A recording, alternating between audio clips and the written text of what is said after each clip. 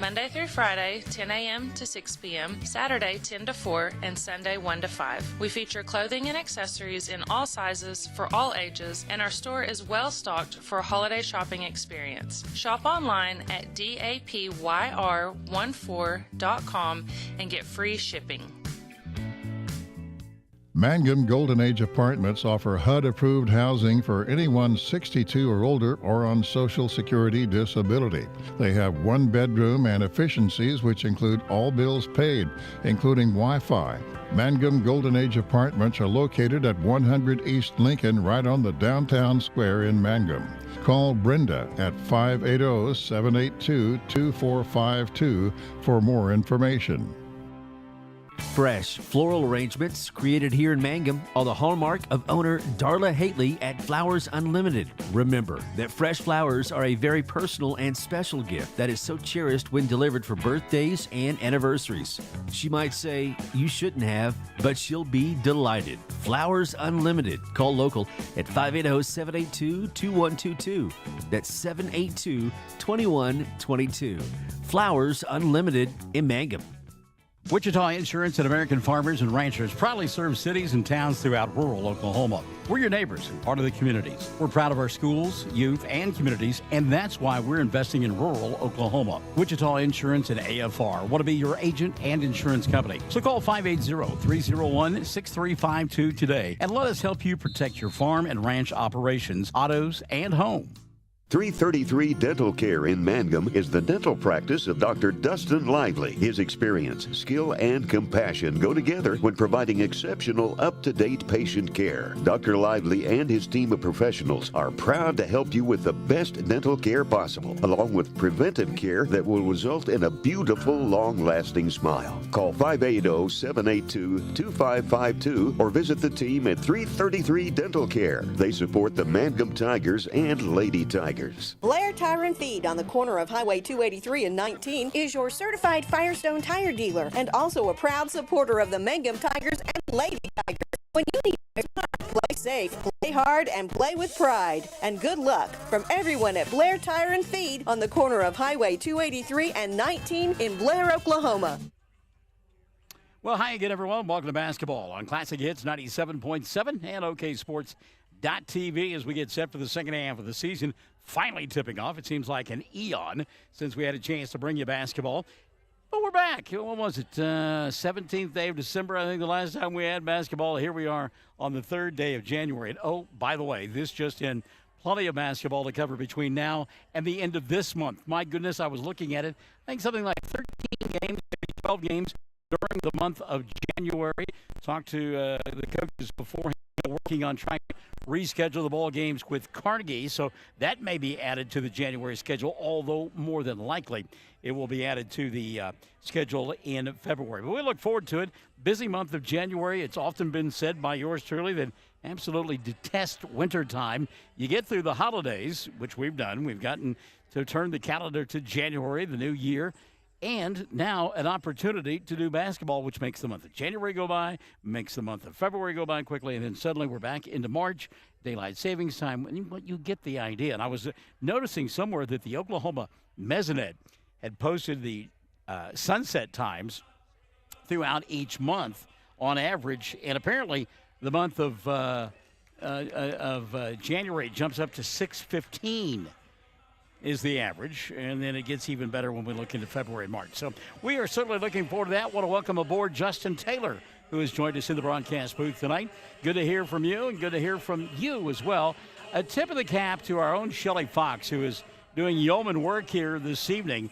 Some scheduling snafus requiring Chad to be elsewhere. In fact, he's doing Hobart basketball tonight over on 1420 KTJS. So Shelley is the producer-engineer here this evening from Snyder. And we are certainly looking forward to tonight's ball game from the home of the Cyclones and our good friend Ryan Granger, who always takes great care of us. And Ryan, we appreciate you and the hospitality extended to us. UV Williamson, our longtime friend, back on the sidelines here in Snyder. We got the chance to know UV back in the day when she was at Hollis coaching there, then went to Carnegie for a while. Now we see her, by golly, on the sidelines over there for Snyder. And that is some great stuff to come into the gymnasium and be greeted by folks like Ryan Granger and UV Williamson. You can't beat a deal like that. And then, of course, across the way, got our own main man, and Brian Bingham, and his coaching staff as well. Valerie Dreyer has checked in. She says, Happy New Year. Let's go, girls. And Valerie, Happy New Year to you as well. We continue to rock and roll along as we get set for our Tuesday night opener in the month of January. We get set for Mangum and Snyder. It is a double dip. We'll take a timeout, come back, and set your starting lineups. Get the opening tap. Snyder entertaining Mangum here on Classic Hits 97.7. Folks in Mangum know what to do when they need to quench a thirst, curb a hunger attack, or cool down with an ice cream. They just make The Loop at 918 North Lewis Tittle in Mangum. The Loop, supporting the Mangum Tigers and Lady Tigers. Something you should know about the Kendall Law Office. The Kendall Law Office is family-owned and local. They use up-to-date technology to ensure their productivity provides timely service to clients, and this always includes client access to our firm via email and text. Corey Kendall is experienced, hardworking, and honest. He always puts the client first, and all efforts are focused on the client's best interest. The Kendall Law Office, locations in Altus and Mangum. Friends, it's important to take care of your eyes, so make an appointment soon with Dr. Michael Geiger in Altus, Seth Geiger in Frederick, and Bryce Geiger in Elgin, and a new addition to our staff, Dr. Maddie Rhodes. The Geigers are professionals and very good at what they do. Geiger Eye Care is proud to support youth and sponsor sporting events. They encourage you to attend all the events you can and be involved with our youth. Geiger Eye Care, Michael and Maddie in Altus, Seth in Frederick, and Bryce in Elgin. Make an appointment soon with Geiger Eye Care, Altus, Frederick, and Elgin. We are a community of ongoing legacy and tradition. This is Lori Laughlin from Cattlemen's Bank, member FDIC. We are so proud of the continued success of the Mangum Tigers on and off the field. Good luck on another exciting sports season, Tigers. Cattlemen's Bank is behind you all the way. Greer County Farm Bureau agents Mickey Lively and Rod Calhoun support high school sports. Mickey and Rod offer insurance for property, auto, casualty, life, commercial, and crop insurance. They're ready to serve you at 231 North Oklahoma in Mangum. Call 580-782-3827. If you started college but haven't finished, you may feel like your story is already written. Remember, you're the author, and where your story goes from here is up to you. Finish your degree with Reach Higher at Western Oklahoma State College. Reach Higher can put you on a program path designed to help you earn your associate degree from Western. Start writing your next chapter today. Visit wosc.edu/reach to find out how.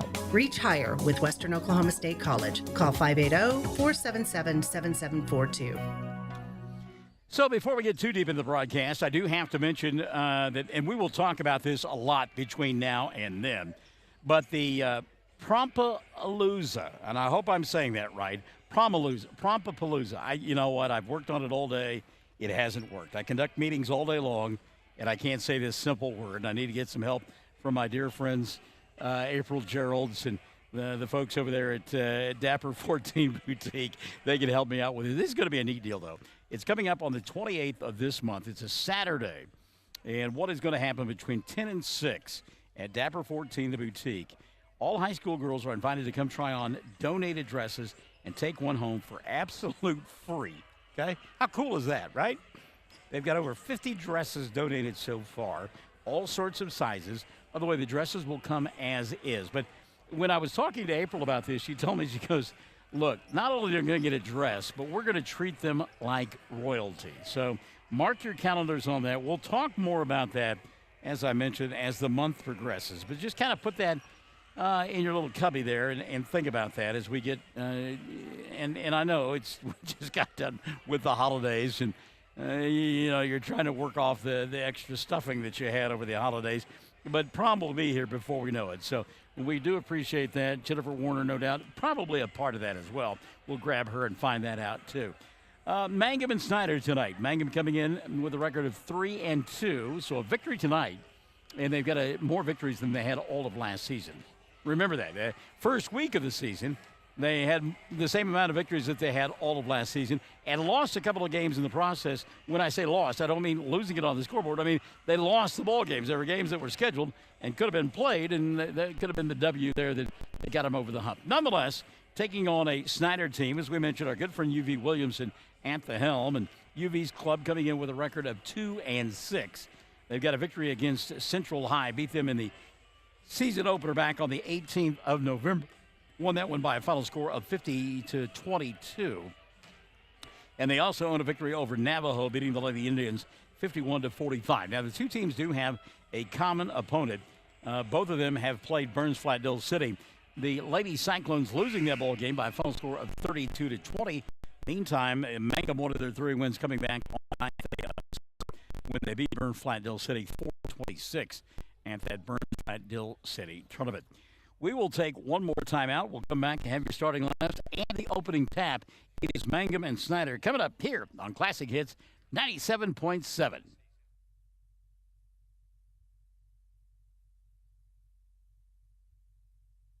Mangum Brick Company has been operating since the early 1900s. They're the largest private employer in Greer County. Mangum Brick is proud to support high school athletics radio broadcasts. And if you know of someone looking for work, always check with Mangum Brick, as they may be hiring. Everyone wants to be on a winning team. That's why Great Plains Bank is a proud supporter of the Tigers. No matter what life may throw at you, Great Plains Bank has the play drawn up, and we're ready to go into overtime to win your business. What makes Great Plains Bank different is that we will make the extra push to get you to the goal line. When it comes to your family's finances, every play counts. So pick a teammate you can trust. We want you on our team because with customers like you, we are greater together. Great Plains Bank, member FDIC and equal housing lender. Triad Home Health in Mangum is locally owned and offers nursing, physical therapy, occupational, wound care, IV therapy, and more. All administered by people who go above and beyond for you. Phone Triad Home Health today at 580-782-5800. That's 782-5800. Around here, we say go Tigers. This is Jacob Gilner from Cattlemen's Bank, member FDIC. We love our Mangum Tigers, so suit up in your best and brightest orange, and we will see you at the games. Cattlemen's Bank is Tiger proud. When it comes to funeral homes, there are several to choose from, but choosing a funeral home that is locally owned offers the advantage of the local owners who are involved right here in the community, helping you during your time of need. Greer Funeral Home owners Carson and Stacy Van Zant are perfect examples of owners who offer that family-like connection that you'd expect from a friend and a neighbor. Greer Funeral Home in Mangum and Granite, providing dignity and respect. Well, good evening and welcome to Cassie Anderson, who's joined us in the broadcast booth. Cassie, good to have you alongside, kid. Hope the new year has started off in good fashion. Dave McCook from Myrtle Beach, South Carolina says, let's go Lady Tigers. Happy New Year as well. Starting 5 being introduced for Mangum in their road black uniforms with the orange trim and the white numerals. And a surprise start here this evening. In the backcourt, it'll be Holly Lehman-Webb getting the start. She will be joined by Lauren York. Landry Lively will get the start tonight, along with Morgan White. And the final member of that starting 5 will be Alyssa Dreyer. So it'll be York, Lively, and White, and Dreyer, and Lehman-Webb, the starting 5 for Mangum. They'll work on the left end of your listening and or viewing device, as we mentioned, in those road black uniforms. And these are two teams that are interchangeable, if you will, when it comes to the uniforms, as the Lady Cyclones are dressed in their home whites, but they've got black and orange all throughout their uniforms, much like the Lady Tigers, so we'll do our best not to confuse the two. Starting 5 for UV Williams will include Bree Gates. Gates 5'5". She is a junior. She will be joined here this evening by Riley Granger. Granger's 6 foot. She is a junior, and she is a dandy, not only on the court but off it as well. Known her for a long time due to her father. Kaya Culler will get this start. Culler 5'11". She is a junior. She will be joined by Sydney Stevens. Stevens 5'11" and a junior. And the final member of the starting 5, Braylee Monroe. Monroe 5'6", and she is a junior. So it'll be Gates, Granger, and Culler, along with Stevens and Monroe, the starting 5 for this group from Snyder. And again, they will work on the right end of your listening and or viewing device here tonight. And it is a pleasure to have you alongside.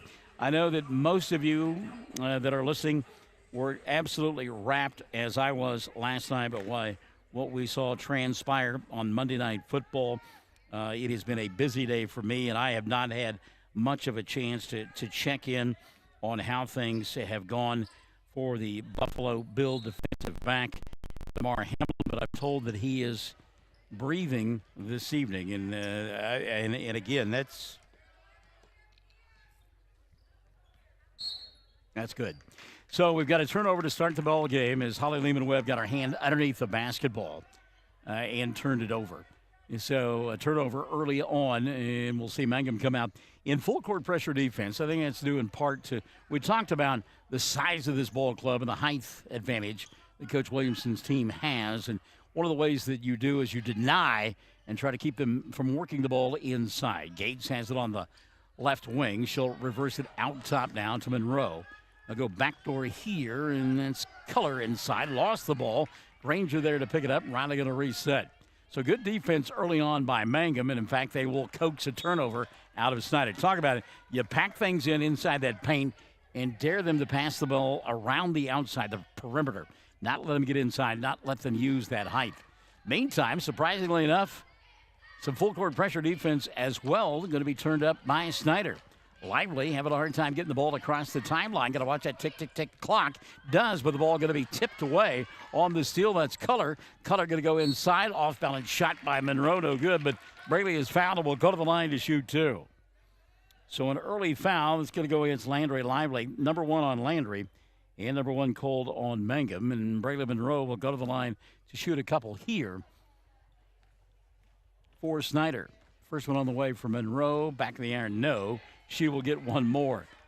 Talked about the yeoman-like work Shelley did putting this broadcast together here this evening. She said when she got here, the heat was on. I think the heat is back on. We're up top, and it's a little warm up here. Second one up and in. A couple of weeks ago, when the wind chill was at 30 below, that would have felt nice, but it's been comfortable. Ball free at the timeline, picked up by Mangum. Good job running the break. Now they'll turn the ball over in the paint. It's loose, and we'll get a jump ball, and the arrow going to point the way of Snyder. So ball free at the timeline. Great job by Lehman-Webb to corral it. Mangum had numbers, but then bobbled inside, and the jump ball turnover gives it to Granger and company. Ball tapped and Lively there for a steal. So give and take back. Now Lauren for three. York shot no good. Battle for the rebound, and we're going to push. We got a three-man crew here tonight. And the foul going to be called against, I believe they called it on Riley Granger. So Granger's first, and number 1 called on Snyder. Oh, no, they did not. I take that back. They called the foul on Lively. So 2 quick ones on Landry, 2 on Mangum, and Lively will sit.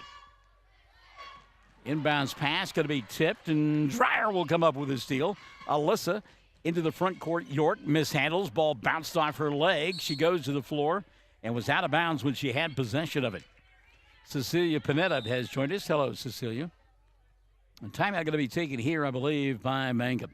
6:22 left in the first. 1-0 ball game. A little ragtag to get underway on Classic Hits 97.7.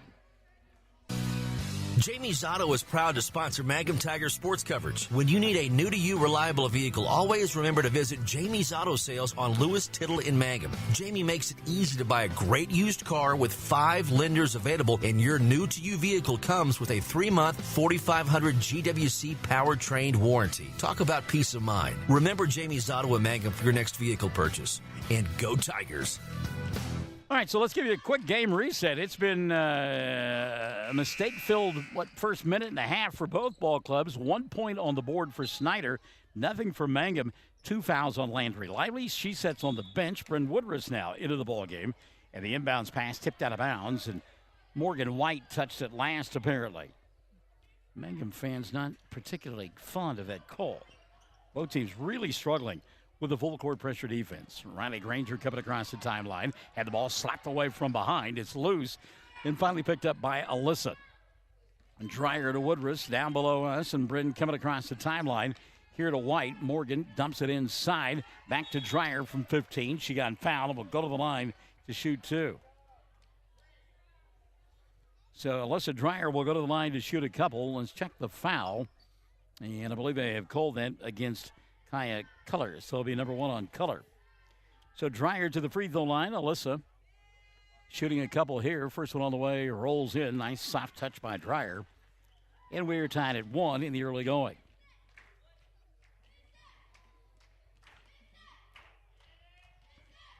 Second free throw on the way here again. Soft touch rolls in. So Alyssa hit them both, and it's a 2-1 ball game. Again, full court pressure defense. Granger into the front court. She'll go to Gates. Bree walked. Yeah, good defense down low by Alyssa. Set up shop and got the travel call there. So Mangum will get it back with 5:53 left in the first quarter of play. First of two tonight on Classic Hits 97.7 and OKSports.tv. Good defense on the inbounds play as Color knocked it out of bounds. We talked about Ryan Granger, his lovely better half, Kim, down below us, sporting the Nike shoes that I forgot to wear those today. I don't know what they call them, but I love them. They're great. Dreyer, ball fake inside, now dumps it to White. Morgan going to get tied up, and we'll get a jump ball in the air. Going to point the way of Mangum, so they'll inbound underneath their own basket. Up by 1, 2-1, 5:38, quarter number one. Talked about it being warm in here. Been warm outside last several days, and it has been nice. That one put up from 17 by Lauren York. Oh, good.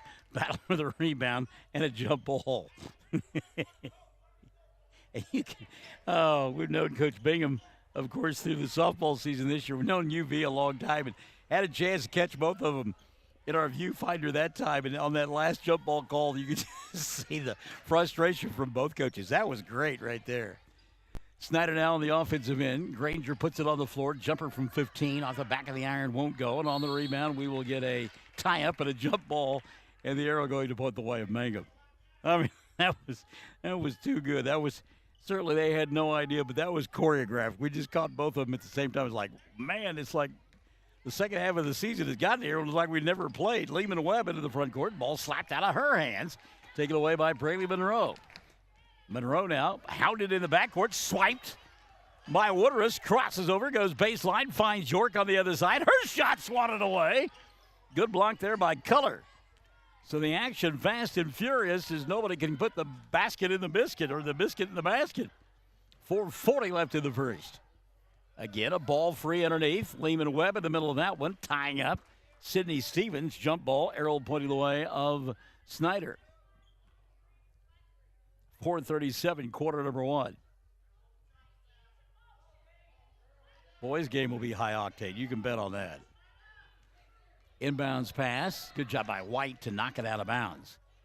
Busy week for Mangum. Both the girls and boys playing in this doubleheader tonight. Then we make our way to Merritt on Thursday, Friday, and Saturday. And Merritt, one of those tournaments where you play for 7th place. So no matter what you do on days 1 and 2, you'll be back on Saturday. So guaranteed four games this week. And given the lack of play for both ball clubs, I know the coach is going to welcome it.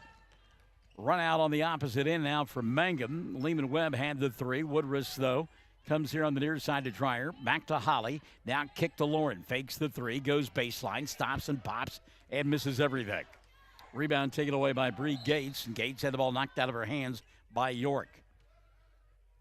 Kind of like everybody out there right now on skates. And it's just can't get their footing. And the sea legs probably not there. You know, they scrimmaged and practiced throughout the long holiday break, but still it's not gameplay. There's a block by Dreyer. Alyssa now a run out to York. Lauren stop and pop and lays it up and in. Lauren York with the first field goal of the ball game. Mangum leads it 4-1. Great block by Dreyer on the other end and a travel out in the open floor. Sydney Stevens wasn't sure where she wanted to go with the ball and turned it over. So Mangum will get it back up by a 4-1 count. 3:45 left in quarter number one. York at the timeline needs some help. Cross-court pass Woodruss. Bobbled. Nearly taken away by Cutter. And a good job by Bryn to keep it alive for Mangum. She'll go to Alyssa. 17-footer around the rim and didn't stay down. And a rebound cleared by Bree Gates. And then Gates stepped out of bounds thanks to the defense of the baseline by Morgan White. Was it the amazing rhythm? We've talked about this before, and I should remember this. There once was a song, Walking in Rhythm. They're looking for rhythm right now. Maybe going to be found by Mangum. They'll go back inside. Holly Lehman Webb will bang it off the glass for two. And it's a 6-1 ball game. And now Holly will then bang into her opponent on the other side, Bree Gates, and commit a personal foul on Lehman Webb. That'll be her first. And that'll be 3 now on Mangum in the first quarter of play. Haley Gale Panetta has joined us. say hello to her this evening. Mangum leading here 6-1, 3:15 left in quarter number one. Crossover out high, Braylee Monroe. Monroe giving up the dribble, needs help, and she'll find Sydney Stevens. Stevens inside to Granger, and so far they've done a good job of denying Riley. A little bounce pass inside, a little bobble, a little bang, a little bump, and a little foul going to be called. Let's see if they got this.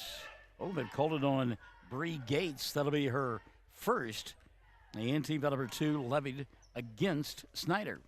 2:58 left in quarter number one. Quickly across the timeline, Lehman Webb. She'll go underneath the white. Morgan off the window. Shot won't go. And the short rebound cleared away by Gates. Gates now over the top to Granger, who wants to run. Riley, though, gets cut off, and she'll reset over the top to Color. 2:40 left here the first. Monroe out on a wing. At the timeline, set to check in Lauren York, who set down a moment ago. And that's a tired foul right there. It's a reach by Dreyer. Alyssa's first. And team number 4 on Mangum. Player went by, and she just reached out, grabbed, and pulled back. Excuse me, Alyssa will sit down, and Lauren York will come back in. So it's York, White, Maddie Paxton has come into the ballgame for the first time tonight. Lehman Webb, along with Bryn Woodruss. Ball out of bounds. Last touch, I believe they said by York. Lauren slow to get up in the corner. Mangum on top, 6-1, 2:30, quarter number one. Looking to get their 4th win of the year, eclipsing last year's mark at 3. How about that? Dump inside, and prior to the pass, a foul. Battling for position was York and Stevens got there first. Lauren's first foul of the night. Team foul number 5 on Mangum. Snyder to inbound underneath their own glass. 2:25 left here in the first. Lob over the top, caught by Monroe. She'll reset in the corner now to Gates. Where are you going to get fouled? And you can hear Brian Bingham say, don't reach. And there's some kids that are just tired right now. Reach in foul, cold on Mangum's Bryn Woodruss. That'll be her first. And number 6 on the Lady Tigers. And out of the inbounds play, Riley Granger, a little 15-footer. Softly knocks it down. First field goal of the night for Snyder. 6-3 ball game. 2:10 left of the first, and a steal in the backcourt. But then traveling with the basketball was Bree Gates. Good effort by Gates. Just ran out of real estate here on the near side. Mangum will get it back. Up by 3. 2:09 shows on the clock here in the first. Hey, check in with us. Make sure we want to hear from you tonight. Lauren York gets the inbounds pass. She'll go to Lehman Webb. Holly, starter here this evening. Finds White in the corner. Now the reverse, near side. York fakes the 3, puts the ball on the floor. Little drop step inside, but the shot wouldn't go down. Nice move, just couldn't get it to finish. And now a foul, Maddie Paxton. That'll be the 7th team foul on Mangum. First of the night on Maddie. And it will send Snyder to the free throw line with 1:50 left in quarter number one. I believe that'll be Color to go to the line. Let's see if it will be Kaya. And it looks like Riley Granger instead will go there. So Granger at the charity stripe. She'll shoot the 1-and-1.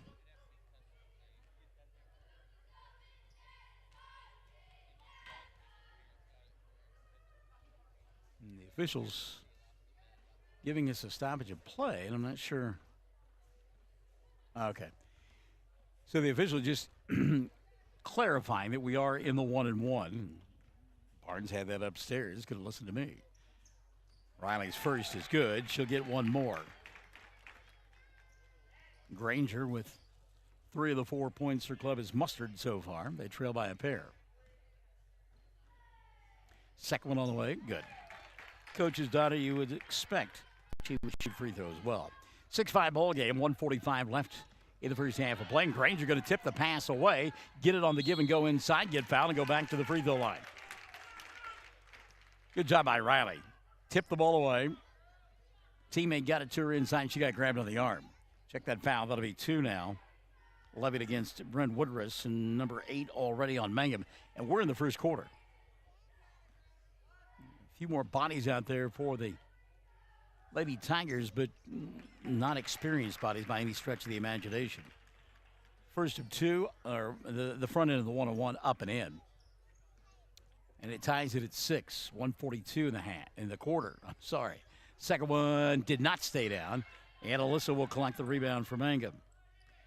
Tied at 6 now, 1:35, and here comes Lauren across the timeline, gets knocked to the floor, ball free, picked up by Snyder. Monroe works her way inside. It's 4-on-5, and Dreyer going to commit a foul as she reached in and grabbed the arm that time of Kyla Culler.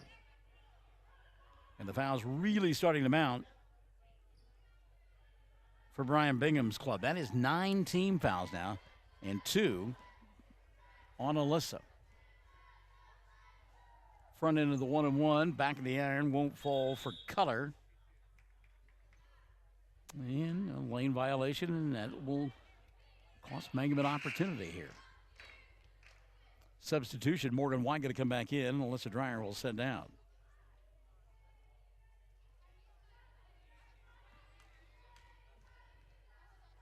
Second free throw, good. So the lead is 7-6. Snyder led early on 1-0. Again, Mangum, all sorts of difficulty with the full court pressure.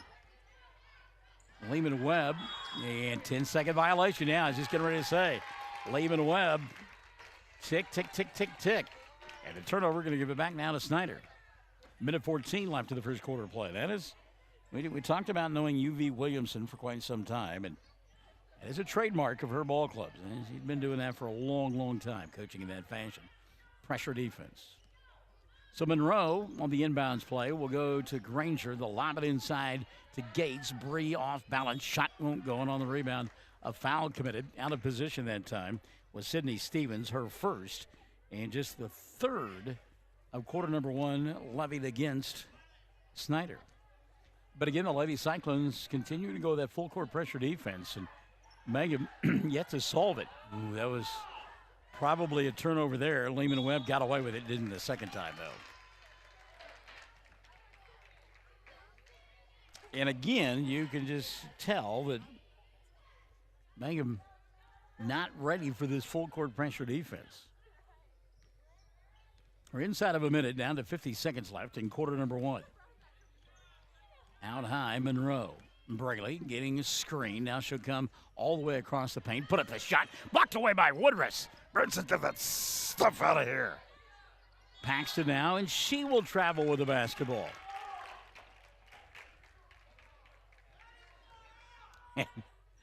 Brian Bingham now, he's beside himself.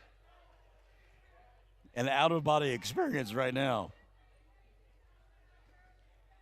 So Gates will inbound. Bree with 37.8 goes to Monroe, fakes the three, back to Gates underneath the basket. Her shot won't fall. Morgan White on the rebound, got grabbed on the arm by Gates.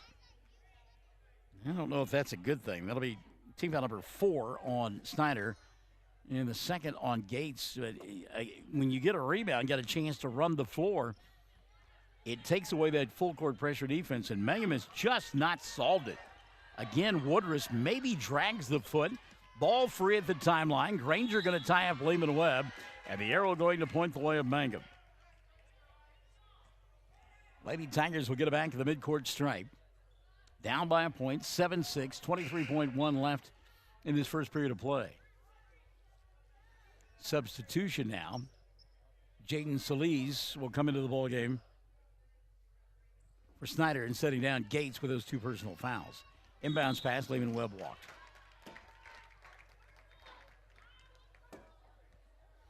That is a common refrain this evening for Mangum. 21.4 left in the period. Snyder on top, 7-6. Dump it inside to Stevens. Stevens back over the top to Solis, and she walked.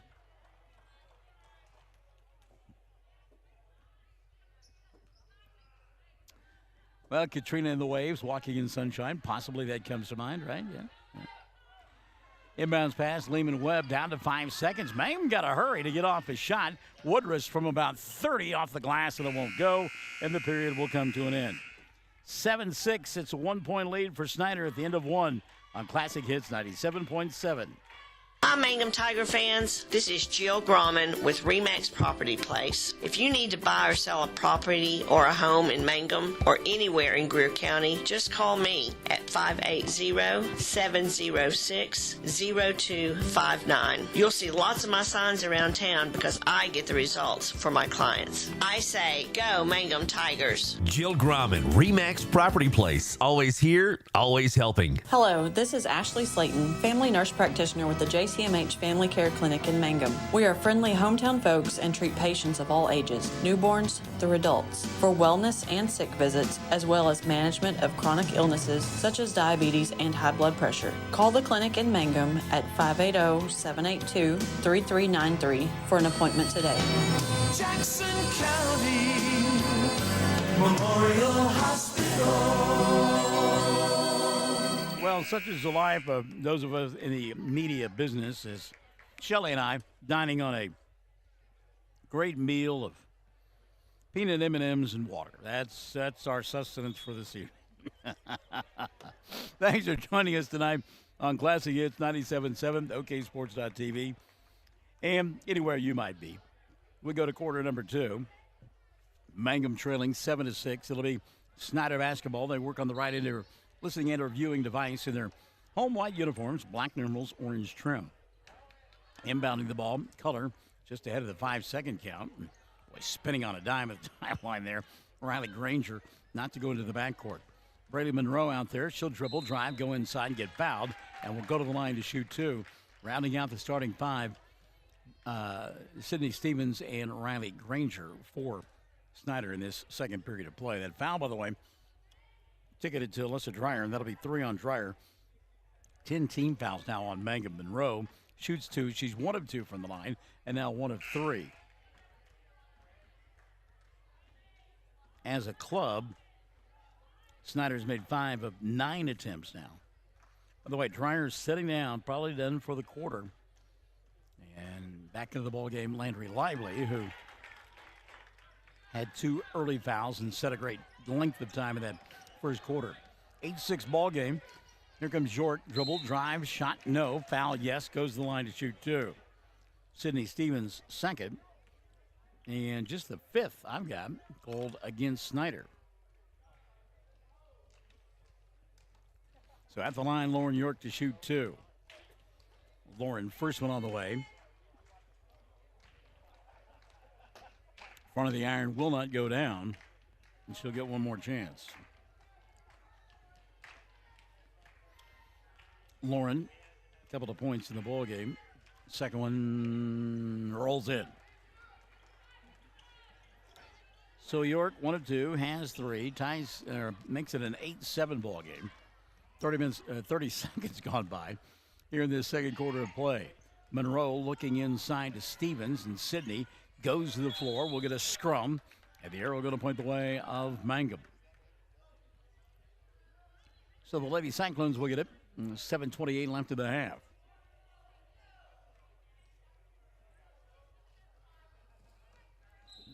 Inbounds pass. We get a foul. So I believe they'll call that on Solis. Let's see. Nope. Instead, that will be the second on Kaya Color. Team foul number 6 called on Snyder. 7:20 left in this first half of play. Landry Lively. Diagonal pass to Holly Lehman-Webb. Lauren York. Morgan White and Bryn Woodruss rounding out the 5 for Mangum on the left end of your listening and or viewing device. Road black uniforms with the orange trim and the white numerals. Holly going to pop out. Come here on the near side to Woodruss. Dump it to White at the left elbow. Now Lauren from 15. Shot off the mark. Rebound kept alive by Granger. And here's Riley into the front court now. To Color. Color, little shake, little bake. Gets a bump from York. Surprised there wasn't a call there. Color gives up the dribble. Now goes to Granger. 6:40 left in the first half. Solis in trouble. Great defense there by Lively, and Landry got a piece of the ball. Now tries to save it in the corner and does, then gets pushed. Good job by Landry. We'll go to the other end to shoot 1 and 1. Check the foul. It'll be team foul number 7 on the Lady Cyclones, and now 3 on color. So both teams with foul issues. And Landry to the line to shoot the 1-1. Lively scoreless to this point. The club trails by 1. She'll tie it with the first of the front end of the 1-1. An opportunity for Mangum to retake the lead. Of course, we'll see Snyder in a couple of weeks over at the Tryon-County tournament at Western Oklahoma State College. Look forward to that. Second one for Landry up and in. Mangum leading 9-8 here in this first half of play. Diagonal pass over the top, and unable to run it down is Gates. She ran out of real estate. And the turnover, going to give it back down to Mangum. Mentioned the 4 games this week, and it'll be great. Here's a double dribble. Lauren caught the ball, dribbled it, readjusted, and gave up the dribble and then put it back on the floor. 10 o'clock start time Thursday morning against Canute. Trojanettes, top-ranked team. And will be a stern challenge, especially that early in the day. Riley Granger with a sweet-looking jumper from about 8. Give her 7 in the ball game, and it's 10-9 with 2 minutes gone by here in quarter number 1. Or 2, I should say. I'm sorry. Lauren runs the offense out high now. She'll fire it to Woodruss. Bren back to Lehman Webb. Now at the right elbow, Morgan White. Morgan, she'll go to Lauren. Little ball fake. Diagonal pass. Lively. Landry going to put it on the floor, put it up, and fouled that time by Bree Gates. So Lively will go back to the charity stripe. Now Gates has got 3 personal fouls for UV Williamson. Could be a game of attrition before all is said and done. Landry at the line. First one, good. Lively will get 1 more. They said she was in the act of shooting. So Lively with 3. Bree Gates will sit down, and Emma Shrivers will come in. I am told that she is a foreign exchange student from Sweden. Second one, long rebound, picked up by Woodruss. Woodruss gets banged by Monroe. Boy, a little physical down there. 10-10 ball game, 5:30 left in the half. York went off the window, couldn't get it to go. Monroe, the rebound, she fell down. Woodruss picked up the loose basketball. Bren going to go back out to Lauren. Carlos Martinez Peralta. Let's go, Lady Tigers. Here I come. Love my number 24, Ian Martinez, who will play in the upcoming boys ball game, Mangum and Snyder, which will be raucous. You know that. I mean, just get ready for it. Lively from 10, wide open. Shot wouldn't go. White trying to keep the rebound alive, and did. As I said, it went off of out of bounds off of Emma Shrivers. Wow. Bit of a break there for Mangum. They'll take it. 5 minutes left here in the half, and tied at 10. Inside, slashing Lively. Shot won't go, and she'll commit a foul on the rebound, and that'll be 3 on Landry. Yikes. 11 team fouls now on Mangum in this first half of play.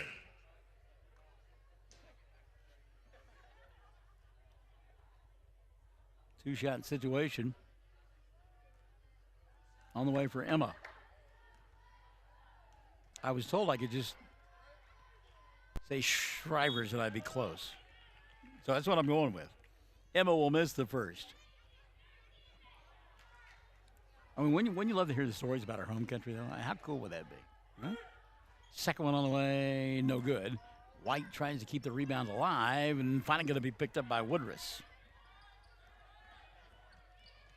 Bren coming across the timeline now. She'll go to Lauren York. Maddie Paxton back into the ballgame now. Paxton underneath the basket to Woodruss. Bren had the ball taken out of her hands by Monroe. Brayley coming across the timeline. Ball pot free. Lauren York is there and somehow keeps her footing before going out of bounds, and then tried to go with a Hail Mary pass and had it knocked out of her hands. It's loose in the corner, and the ball lost out of bounds by Mangum. All right, then. Lauren was winding up, ready to go deep. Substitution now. Jaden Solis back into the ball game, and Tanya Color will sit down. 4:25 left in the half. Try to dump it inside. Good job by Woodruss to come up with a steal. Paxton to Woodruss. Bryn stopping, popping, and the shot won't stay down. Ball batted around on the rebound, kept alive by Morgan White. White resets out top to York. Lauren, ball fake, goes inside, splits a couple of defenders, and lays it up and in. Lauren York, 5 of the ball game. Mangum by a pair at the midway point of quarter number 2. 12-10. Lady Tigers on top. Solis, diagonal pass. Shrivers off the window, and it goes! And the crowd goes wild. Sydney from Sweden with a layup. Ties it at 12. 3:40 left in the half. Paxton to Lehman Webb. Holly now to Lauren. Sets, fires, 3. Front of the iron, no good. Paxton kept the rebound alive to Morgan. White put up a shot. Couldn't get it to fall, but got fouled. Will go to the line to shoot 2. Called that foul on Emma. And that'll be her first. Team foul number 9, I believe, called on Snyder. White was in the act of shooting. Morgan will get a pair. 3:29 shows on the clock. Second quarter. Morgan strong with that one. She'll have one more opportunity. You can tell it's the first day back after a long break, right? Second one on the way, no good. And the rebound collected by Snyder. Quickly into the front court, here comes Monroe. Had the ball knocked out of her hands, and an effort there by Bryn Woodruss trying to get it from going out of bounds. Couldn't get there in time. I will say this, the kids are playing hard. UV says, we need a timeout, though. Everybody's tongue's dragging right now. 3:21 left in the half, tied at 12. Mangum and Snyder on Classic Hits, 97.7. The Mangum Tag Agency is easy to find at 108 East Pierce Street in Mangum. When you need license tags, registration, driver's license renewal, pipe passes, or real ID, Tom and Cynthia Clark are there for you, and they can help you at the Mangum Tag Agency at 580-782-3004, 782-3004. All right, give you a game reset now. We're tied at 12 here in quarter number 2. Mangum and Snyder.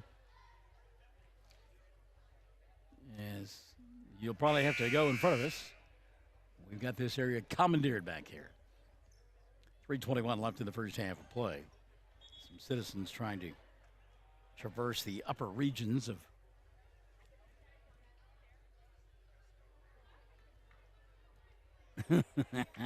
and now Shelley's directing traffic. You're doing a good job. As long as nobody falls on me, I don't care. I'm good. So out of the quick timeout, Snyder will inbound across the way. Tied at 12. Monroe gets the inbounds pass. Should go to Solis. And pass inside, taken away by Lauren. Wants to run, has numbers. York, dribble, drive, crosses over glass and got it. Lauren York. Couple of buckets here in period number 2. Has given her club a 2-point lead, 14-12. 5 minutes gone by here in the second quarter. This has been close throughout. Granger to Monroe. Bringley for 3. Rattled around the rim, wouldn't go down. Rebound loose underneath the basket, picked up and put in by Sydney Stevens. Stevens now with 4, and we're tied at 14. Quickly across the timeline, Woodruss. Bren kick, right side, Paxton. Maddie for 3. Yes! Maddie Paxton knocking down the tray. And Mangum with her lead, it's 3, 17-14. 2:20 left here in the first half of play. Both teams beginning to shake off the rust a little bit, finding a little groove. Granger put up a shot. As soon as we said that, she'll get hammered on the arm, and we'll go to the line to shoot 2. Check the whistle on the Lady Tigers. That's their 12th team foul. In the first of the night on Morgan White. So at the line, Granger to shoot 2. Riley. First one spins around, won't stay down. She'll get one more. Granger, 3 of 5 in the early going from the stripe, 7 overall in the ball game. Second one on the way for Riley. No, it would not stay down. Morgan White will collect the rebound for Mangum. Here's some more of that full court pressure defense that has plagued Mangum, and it turns into a turnover there as Lauren York will travel with the basketball. When Mangum has been able to get rebounds, turn, and run, and avoid that full court pressure defense, they have looked fairly salty. They have struggled immensely against the full court pressure defense. Good defense there by Holly Lehman-Webb. She'll knock the ball out of Monroe's hands. And it'll still be Mangum Snyder basketball. 2:06 left here in the first half of play. Ball fake, Solis, 3, no. York with a rebound, falls to the ground, lost the ball out of bounds. She tripped over her own teammate, and it will be Snyder basketball. And York slow to get up. Fell awkwardly. Lehman-Webb, York, Paxton, White, and Woodruss on the floor for Mangum. Out of the inbounds play, Stevens for 3, no good. Rebound by Shrivers, and Emma's shot won't go. Morgan White can't handle the ball, rolls out of bounds, and Snyder will get it back. Minute 49 left in the first half. Sounds like both teams are playing on ice skates. Inbounds pass with roller skates on. A 3-ball put up by Monroe, and away from the ball, a foul going to be called on Lauren York. That'll be her second. Team foul number 13 on Mangum. So to the line to shoot a couple, Sydney Stevens. Stevens first, good. Sydney will get one more. Stevens putting together a nice second quarter. She has 5 in the frame, 5 for the night. Second one on the way, good. So Stevens with a half a dozen has brought her club to within 1, 17-16. 1:45 left in the first half of play. Good catch by Woodruss. Better decision not to put the ball on the floor. Paxton for 3 more. Shot won't go. Inside position, rebound foul. I believe that's on Morgan White, given her reaction. And indeed, it is her second. 14 team fouls on Mangum in the first half of play.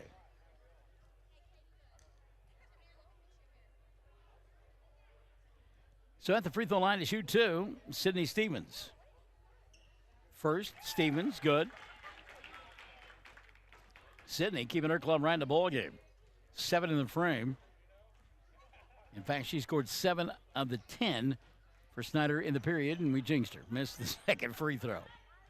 Rebound White. 17 all, 90 seconds left, first half of play.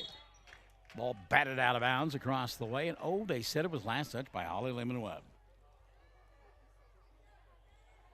So the turnover, we're going to give it back now to Snyder. They can take the lead here this trip. 80 seconds left, first half of play.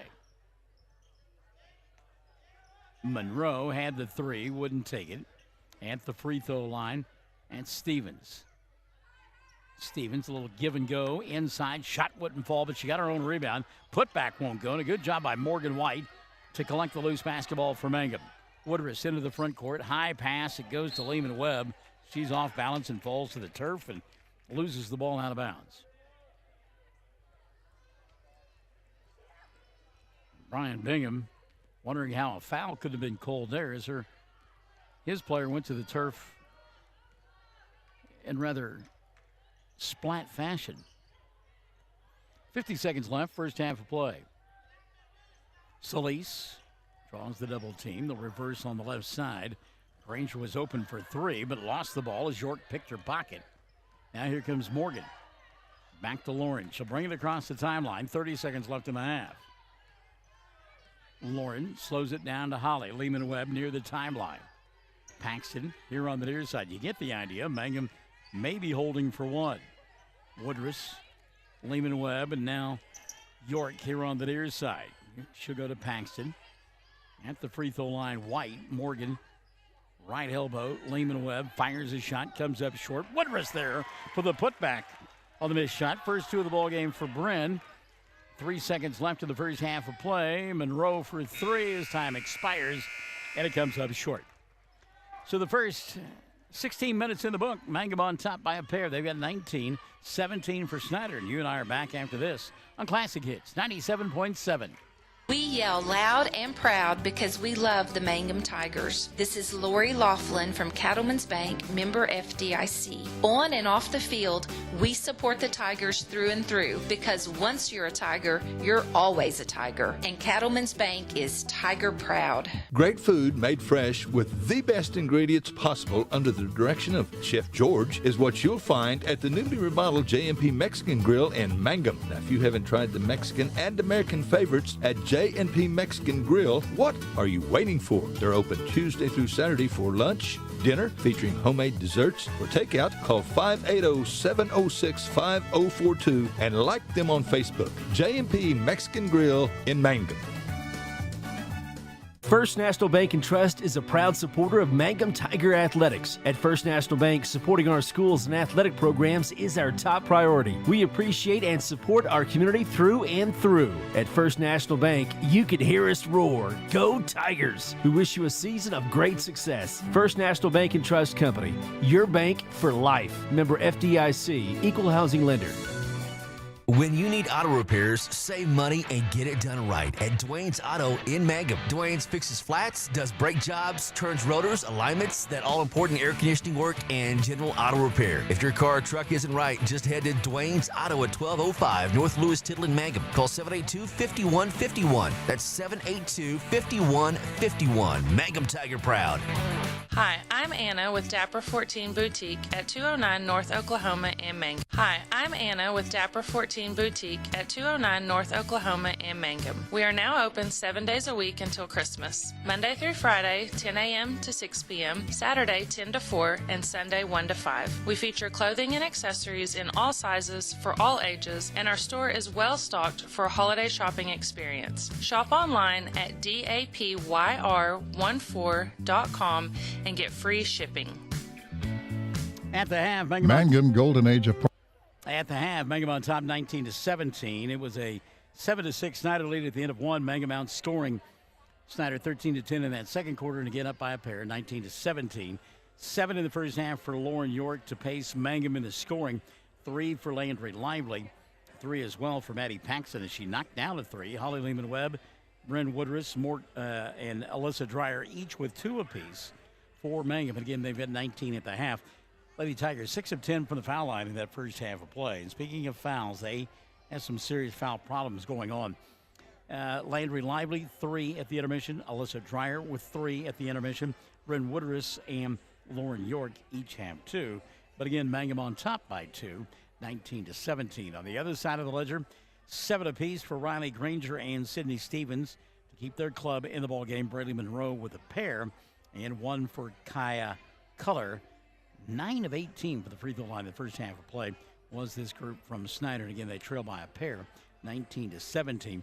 Foul situation for the Lady Cyclones and UV Williamson. Bree Gates has 3, Kaya Culler with 3, Sydney Stevens with 2. 19-17, Mangum by a pair at the half. Second half is coming up. Stick and save. We are Classic Hits 97.7. Mangum Golden Age Apartments offer HUD-approved housing for anyone 62 or older or on Social Security disability. They have 1 bedroom and efficiencies which include all bills paid, including Wi-Fi. Mangum Golden Age Apartments are located at 100 East Lincoln, right on the downtown square in Mangum. Call Brenda at 580-782-2452 for more information. Fresh floral arrangements created here in Mangum are the hallmark of owner Darla Hately at Flowers Unlimited. Remember that fresh flowers are a very personal and special gift that is so cherished when delivered for birthdays and anniversaries.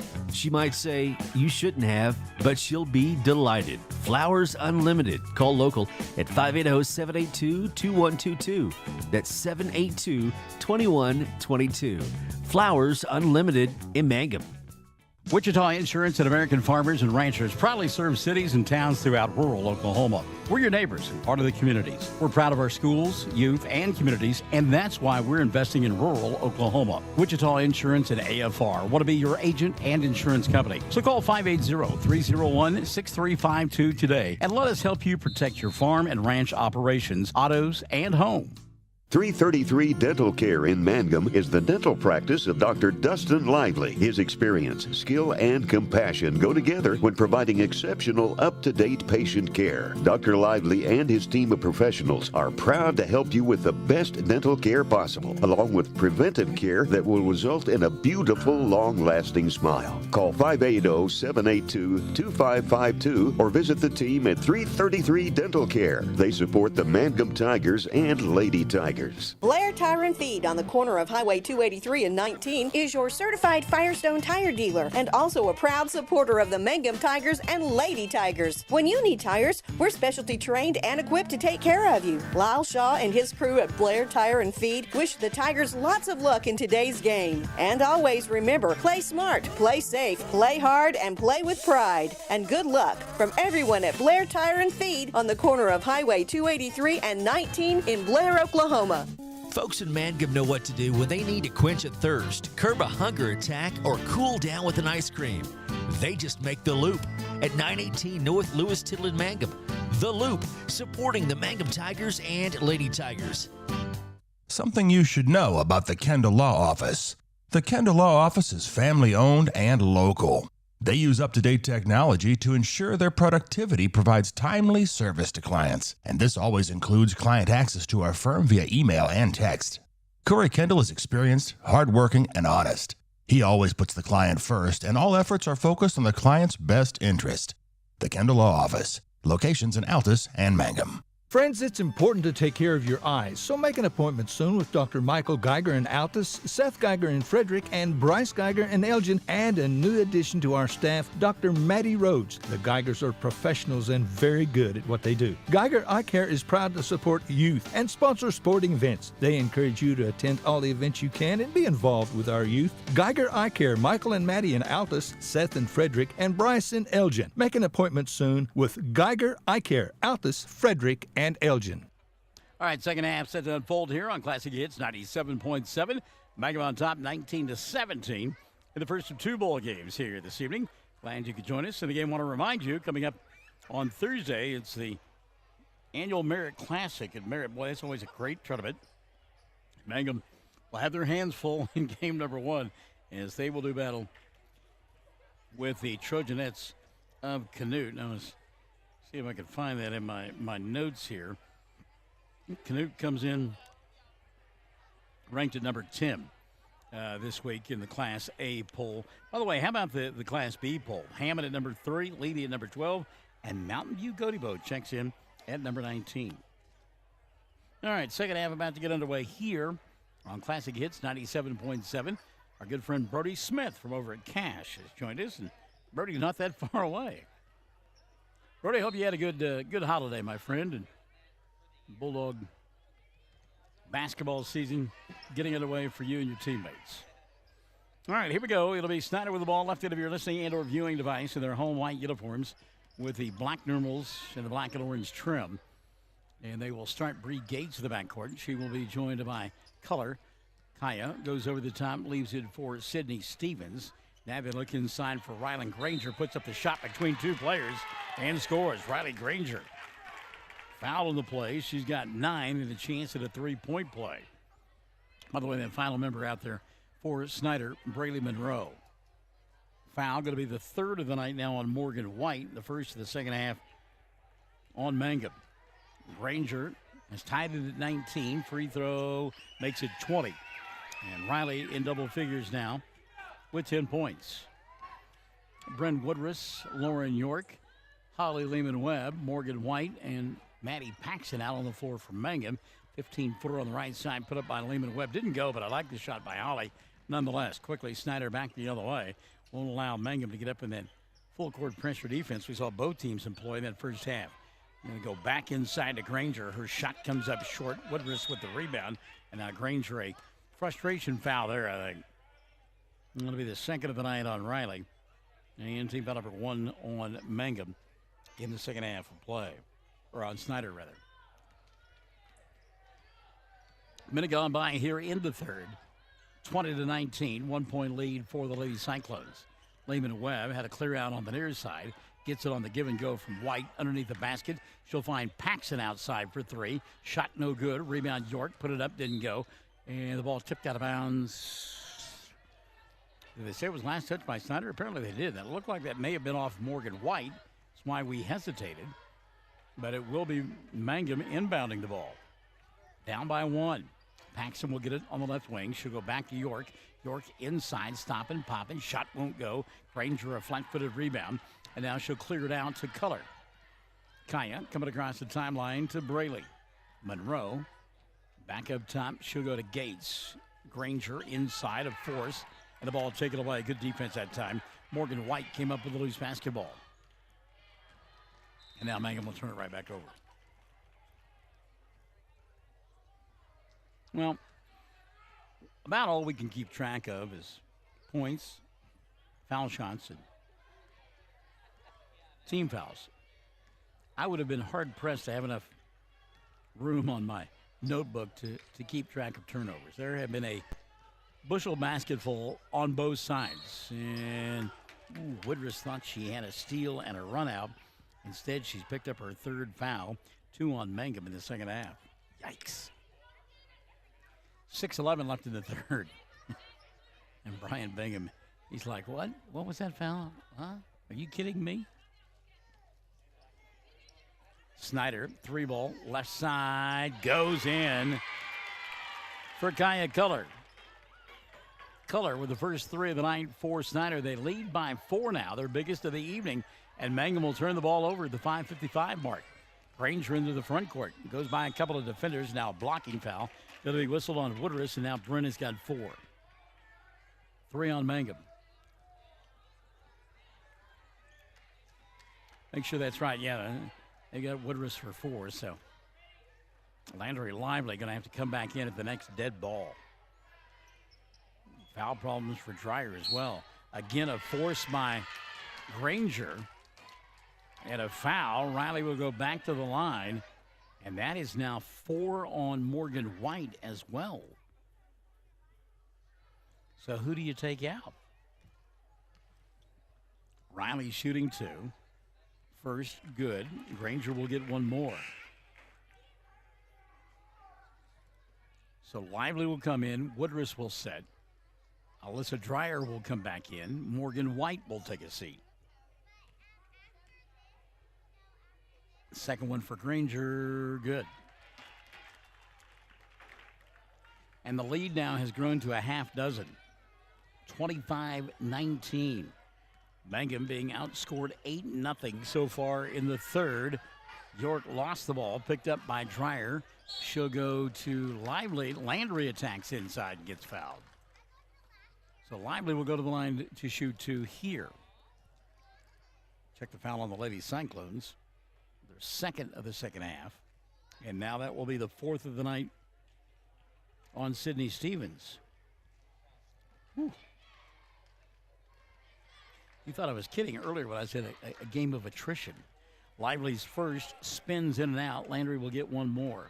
Lively 3 of 5 from the line. I want to say hi to Brandy Webb, who's joined us on the broadcast. Brandy, good to have you alongside tonight. Hope you are well, and 2023 has started off in fine fashion for you.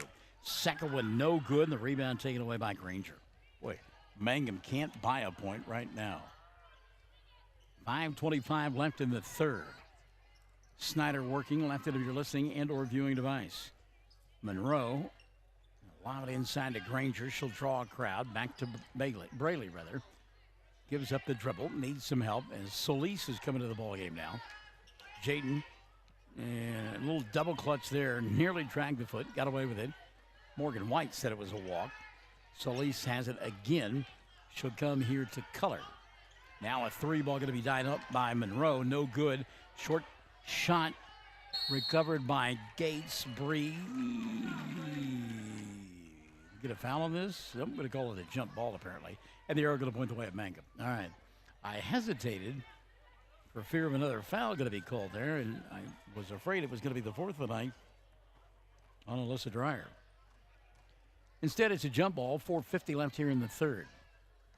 Across the timeline, Lively bobbles the ball. That is not a travel because the ball was tipped, but it's taken away. So back the other way comes Granger and company. A little give and go inside to Riley. Now she'll kick it back out. 3 ball. Color got it. Kaya Color with a couple of threes in the quarter. 7 in the ball game. And the lead now suddenly 9 at 28-19. 4:20 left in the third. Mangum still looking for their first points of the period. Led 19-17 at the intermission. Paxton for 3. It's an air ball recovered by Solis. Jaden now coming across the timeline. She'll leave it out on the wing for Monroe.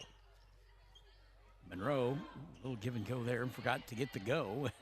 She was playing catch by Color, and a good recovery by Snyder. Inside, Color will go to Granger. Back to Color. Shot won't fall. Paxton with a rebound. And Mangum with a chance here with 3:45 left in the third. Well, they need a bucket in the worst kind of way, don't they? Lehman Webb wanted to go baseline, got cut off. They go inside to Dreyer. Now back to Maddie for 2. Big shot, good. Big basket there by Maddie Paxton. She's got 5. Foot was on the line, but it cuts the bleeding, stops the bleeding, 28-21. 3:20 left here in the third. Solis inside. Granger banged by Alyssa, who got there late. Non-shooting foul, the official says, but that'll be the 4th now on Dreyer. Alyssa with 4, White with 4, Woodruss with 4. Snyder to inbound. Skip pass over the top. Double team. Solis. Reverse it here on the near side. Solis open for 3 of her own. Back of the iron, no. Good job by Lehman Webb to get the rebound. Lawana Weaver says, hey, let's go, Landry. You bet. Lively on cue from 17. Shot won't go. Rebound Lehman Webb in traffic off the window. That won't fall. She'll get it again. Kick it to York. Lauren fakes the 3. Gets a screen. Goes inside. Misses the shot. But got fouled and will go to the line to shoot 2. Better movement that time by Mangum. Bradley Monroe, her first of the night.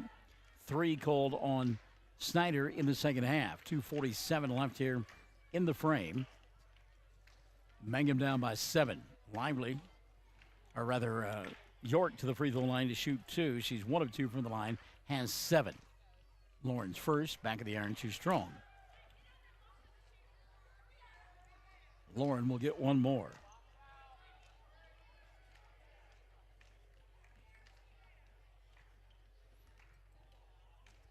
Second free throw on the way for Lauren. It won't roll in. Missed opportunity there. Rebounded by Granger. She'll bring it across the timeline herself.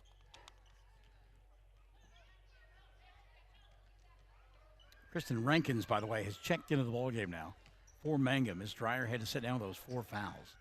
2:30 left here in the third. 28-21. Snyder on the offensive end. Good ball movement by UV's team. They'll lob it inside to Granger. Rankin stayed right with her, made her change the shot. And back the other way comes Mangum. Shot by York won't fall. Rebound cleared away by Monroe. Again, late to get down the floor at York as she is limping noticeably. It's 4 on 5. Granger, Rankins walked. Good job, though, by Kristen. She played defense and forced the missed shot there.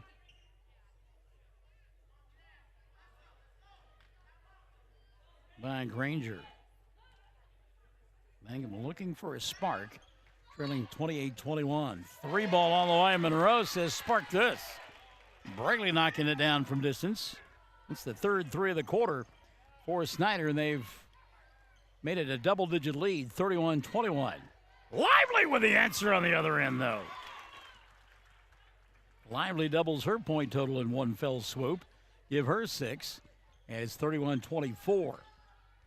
Mangum trying to hang around here in this third period of play. Minute 25 and running in the stanza. And that's not George Costanza either. It's a Festivus for the rest of us. 3 ball all the way here. Solis misses everything. A rebound and run out now for York. Doesn't have the numbers. She'll challenge anyhow. Slow it down, lose it, got it back. A little bobble, a little bang, and now going to get stripped by Monroe. Braley cut off by Paxton. 3-on-3, fast break opportunity. Monroe forces, misses, but there to clean it up on the putback is Riley Granger. 7 in the quarter now for Granger, 14 in the ballgame, and her club leads it 33-24. 40 seconds left, third period of play. Lehman Webb for 3, right side, halfway down, wouldn't stay, and the rebound collected by Kaya Culler. 30 seconds left. Third quarter. It had been a rather lethargic first half of play, and it's picked up noticeably here in the third. Loose ball underneath the basket, and we'll get a jump ball. And I believe the arrow does point the way of Snyder. Zoe Gutierrez has checked into the ball game now. First time we have seen her tonight. As Mangum trails 33-24. Shot by Monroe behind the arc doesn't go. Solis with a rebound.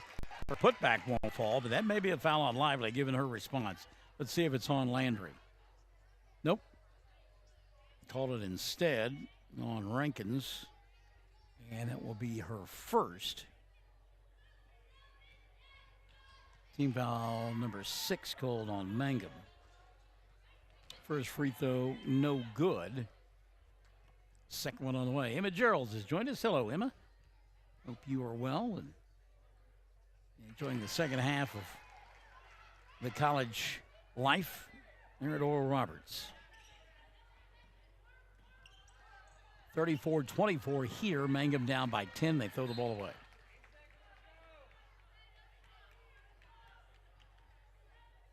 Emma, we've been talking about that. She could probably say it for me. Palooza. See, if I do it slow, I can do it. Inbounds pass, they'll roll it in. Good job by Lehman Webb to force the action like that. Into the front court. Pass cannot be handled by Monroe. She lost it. Picked up by Rankins, and then Rankins couldn't keep her footing. And Brian Bingham can only sit at midcourt, hands on hip, and just wonder not who wrote the book of love, but what's got to change, and how about that? At 3, Kaya Culler knocks down her third 3 of the third as time expires. 37-24, we'll go to the fourth. Snyder on top by 13 on Classic Hits 97.7. We are a community of ongoing legacy and tradition. This is Lori Laughlin from Cattlemen's Bank, member FDIC. We are so proud of the continued success of the Mangum Tigers on and off the field. Good luck on another exciting sports season, Tigers.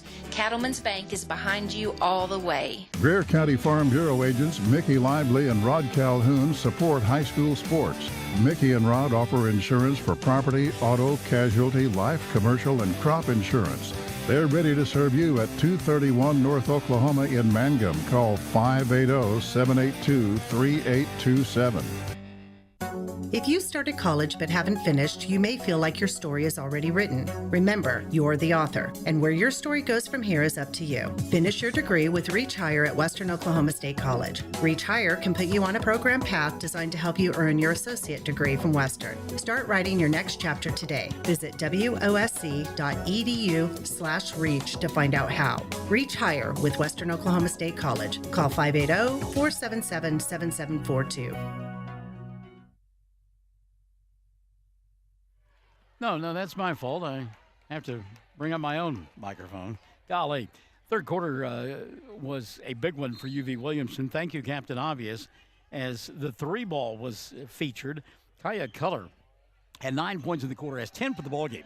Hit the 3 as time expired. And Braley Monroe also hit a 3 in the period. So 4 threes in the quarter. They scored 20 as a club in the period. And, in fact, scored more in the third quarter than they did through the first half of play, and lead at 37-24 does Snyder's. We go to the fourth. It'll be Brent Woodruss along with Alyssa Dreyer, Holly Lehman-Webb, Morgan White, and Landry Lively, who puts up the 17-footer. Can't get it to go. And the rebound going to be cleared off by Snyder. We're going to battle for the basketball near the hash mark, and apparently touching the ball out of bounds was Morgan White. Hits 97.7. Mangum Brick Company has been operating since the early 1900s. They're the largest private employer in Greer County. Mangum Brick is proud to support high school athletics radio broadcasts. And if you know of someone looking for work, always check with Mangum Brick as they may be hiring. Everyone wants to be on the winning team. That's why Great Plains Bank is a proud supporter of the Tigers. No matter what life throw at you, Great Plains Bank has a play drawn up, and we're ready to go into overtime to win your business. What makes Great Plains Bank different is that we will make the extra push to get you to the goal line. When it comes to your family's finances, every play counts. So pick a teammate you can trust. We want you on our team because with customers like you, we are greater together. Great Plains Bank, member FDIC and equal housing lender. Triad Home Health in Mangum is locally owned and offers nursing, physical therapy, occupational, wound care, IV therapy, and more. All administered by people who go above and beyond for you. Phone Triad Home Health today at 580-782-5800. That's 782-5800. 7:18 left of the ball game. It's a 37-24 ball game. And Janie Pierce says, let's go, ladies. Hustle up, and Mercedes Vila has joined us. Hello, Mercedes. And Snyder has the ball. That's going to be a travel called on Jaden Solis. Took an extra step there. Solis out there along with Riley Granger, Bree Gates, Brady Monroe, and the final member of that 5 out on the floor for the Lady Cyclones will include Kaya Culler. Inside, Alyssa Dreyer, a little give and go to White. Morgan's shot won't fall, but she is foulable. Go to the line to shoot 2. Mangum doing a better job of attacking the glass here in this fourth quarter. Bree Gates has picked up her 4th, and that'll be team foul number 4 called on Snyder in the second half. 7:03 left of the ball game. Mangum trailing 37-24. Fouls have been an issue and continue to be an issue for Mangum. First free throw, Morgan White, no good. Morgan will get one more. Morgan, worn a collar from the free throw line tonight. Missed all 3 of her attempts. Mangum as a club just 6 of 15. By the way, Sydney Stevens has come back into the ballgame now. And Solis will set down. Second one for Morgan. We hope for the reverse jinx. Couldn't get it. And on the rebound, we'll get a jump ball. Stevens tying up that time. Morgan White. Sherry Shepard Kendall has joined us. Hello, Sherry. 7 minutes left in this one. Mangum trailing 37-24. First of 2. Boys game coming up next. You know it will be spirited. I think back to that. Away from the ball, going to get a foul. And that, given her reaction on Morgan White, who is fouled out of the ball game. So some extracurricular going on away from the ball. And Morgan will foul out. Team number 7 as well. So a 1-on-1 opportunity now for the Lady Cyclones. But again, that football game back in the first Friday in November was lopsided. Mangum won it going away, but it was spirited to say the least. And a lot of those kids will be out here tonight. So we look forward to that boys contest. Maddie Paxton has come back into the ball game now for White, who fouled out. So it's Paxton, Alyssa Dreyer, Bryn Woodruss, along with Landry Lively and Holly Lehman-Webb. Free throw, no good for Granger. 13 of 24 on the night from the foul line. This group from Snyder. 3 ball on the way. Woodruss doesn't get it to go. Lehman-Webb tried to come up with a rebound, couldn't. We'll get a run out on the other end, and Landry Lively will come up with a loose basketball. Good job by Lively. Just beat everybody down the floor and got the basketball before anybody else in a white shirt could. Maddie going to set, fire a 3. Yes, Maddie Paxton. Her second 3 of the night. Give her 8 in the ball game, and a timeout going to be taken after the shot. It's a 10-point game. This one's not done yet. 6:22 left, and you and I come back after this on Classic Hits 97.7. Around here, we say go Tigers. This is Jacob Gilner from Cattlemen's Bank, member FDIC. We love our Mangum Tigers, so suit up in your best and brightest orange, and we will see you at the games. Cattlemen's Bank is Tiger proud.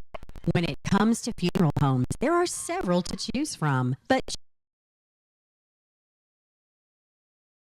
of the local owners who are involved right here in the community, helping you during your time of need. Greer Funeral Home owners Carson and Stacy Van Zant are perfect examples of owners who offer that family-like connection that you'd expect from a friend and a neighbor. Greer Funeral Home in Mangum and Granite, providing dignity and respect.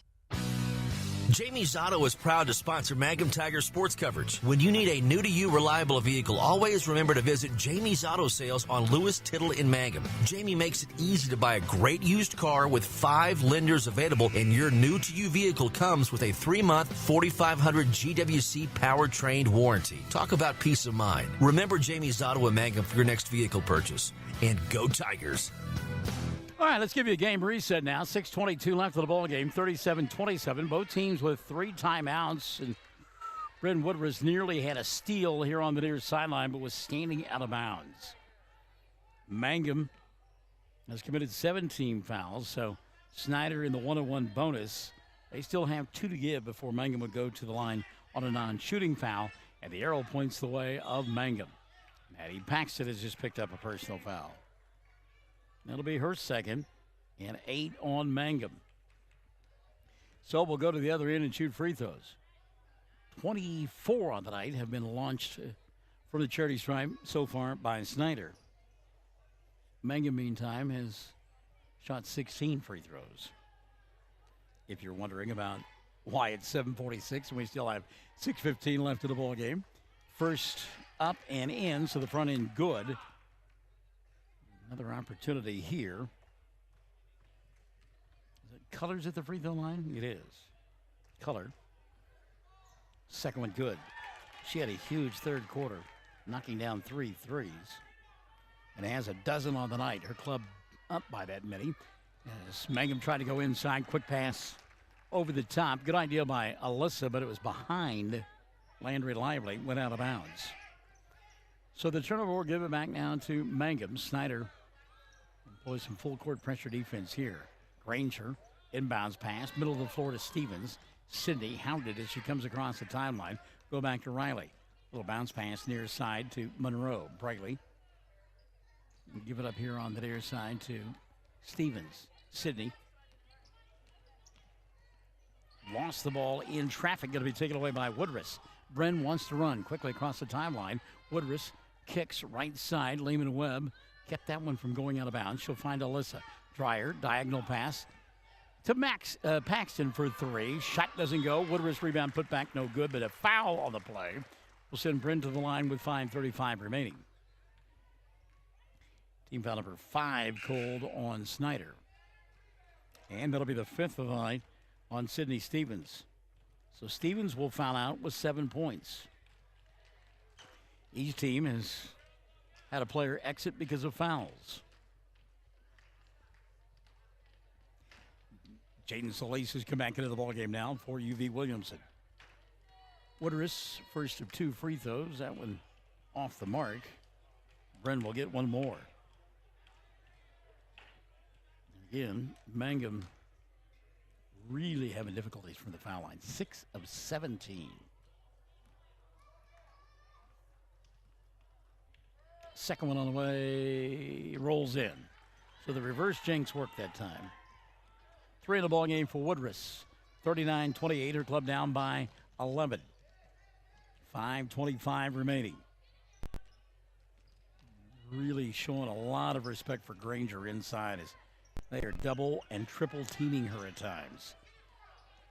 Of course, if you're Snyder, you're willing to play catch outside the arc. And if you get a good look, you'll take it. And Granger now going to pop out behind the arc. Goes to Solis. Reset now to Bree Gates. UV's club up 39-28. 3 minutes gone by in the fourth, so they can afford to run clock right now. Only had 17 at the intermission. Mangum had 20, or 19 actually. And have been outscored here. 19-9 in the second half. And he did a good job of running clock. 30 seconds have evaporated. We're inside 4:30 left in the ball game. Mangum again, lob it inside. That time to Granger. Good job defensively. The ball tipped off the hands of Riley. It was a good play by Landry Lively. UV Williamson saying no, but the official's not going to be convinced. Quickly the other way, here comes Alyssa. Dreyer at the free throw line. Puts the ball on the floor. Steps between a couple of defenders. Now Lehman Webb from 17. Doesn't get it to go. Rebound put back up and in. Good job that time by Landry Lively on the position. Give her 8 in the ball game.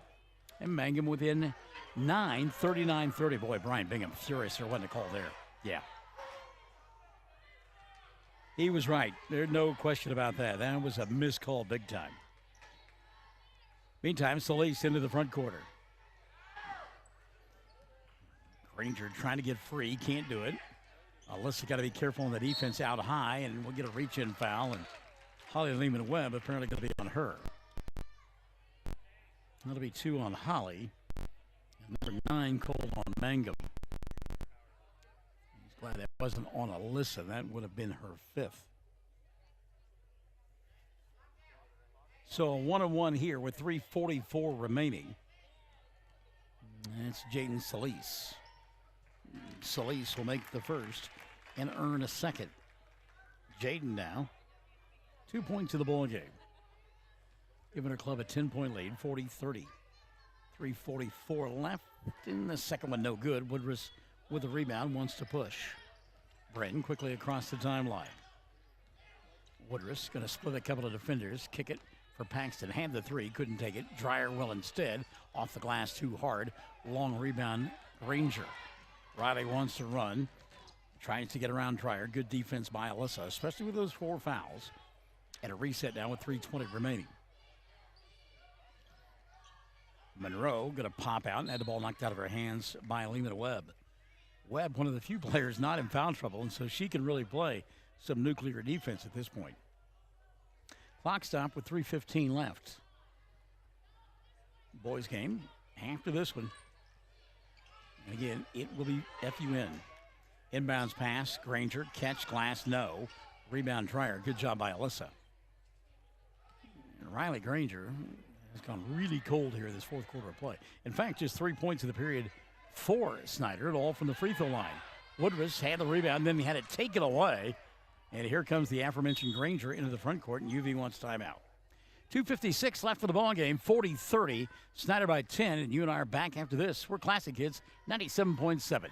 Hi, Mangum Tiger fans. This is Jill Grauman with RE/MAX Property Place. If you need to buy or sell a property or a home in Mangum or anywhere in Greer County, just call me at 580-706-0259. You'll see lots of my signs around town because I get the results for my clients. I say, go Mangum Tigers. Jill Grauman, RE/MAX Property Place. Always here, always helping. Hello, this is Ashley Slayton, family nurse practitioner with the JCMH Family Care Clinic in Mangum. We are friendly hometown folks and treat patients of all ages, newborns through adults, for wellness and sick visits, as well as management of chronic illnesses such as diabetes and high blood pressure. Call the clinic in Mangum at 580-782-3393 for an appointment today.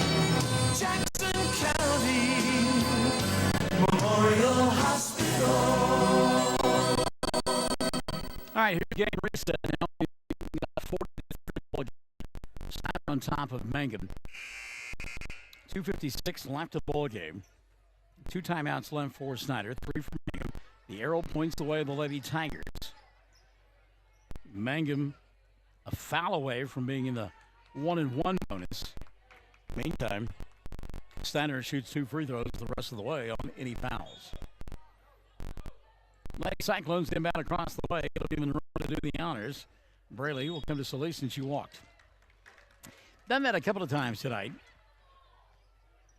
As Jaden will take that extra step before she puts the ball on the floor. And you could hear UV across the way saying, put the ball on the floor.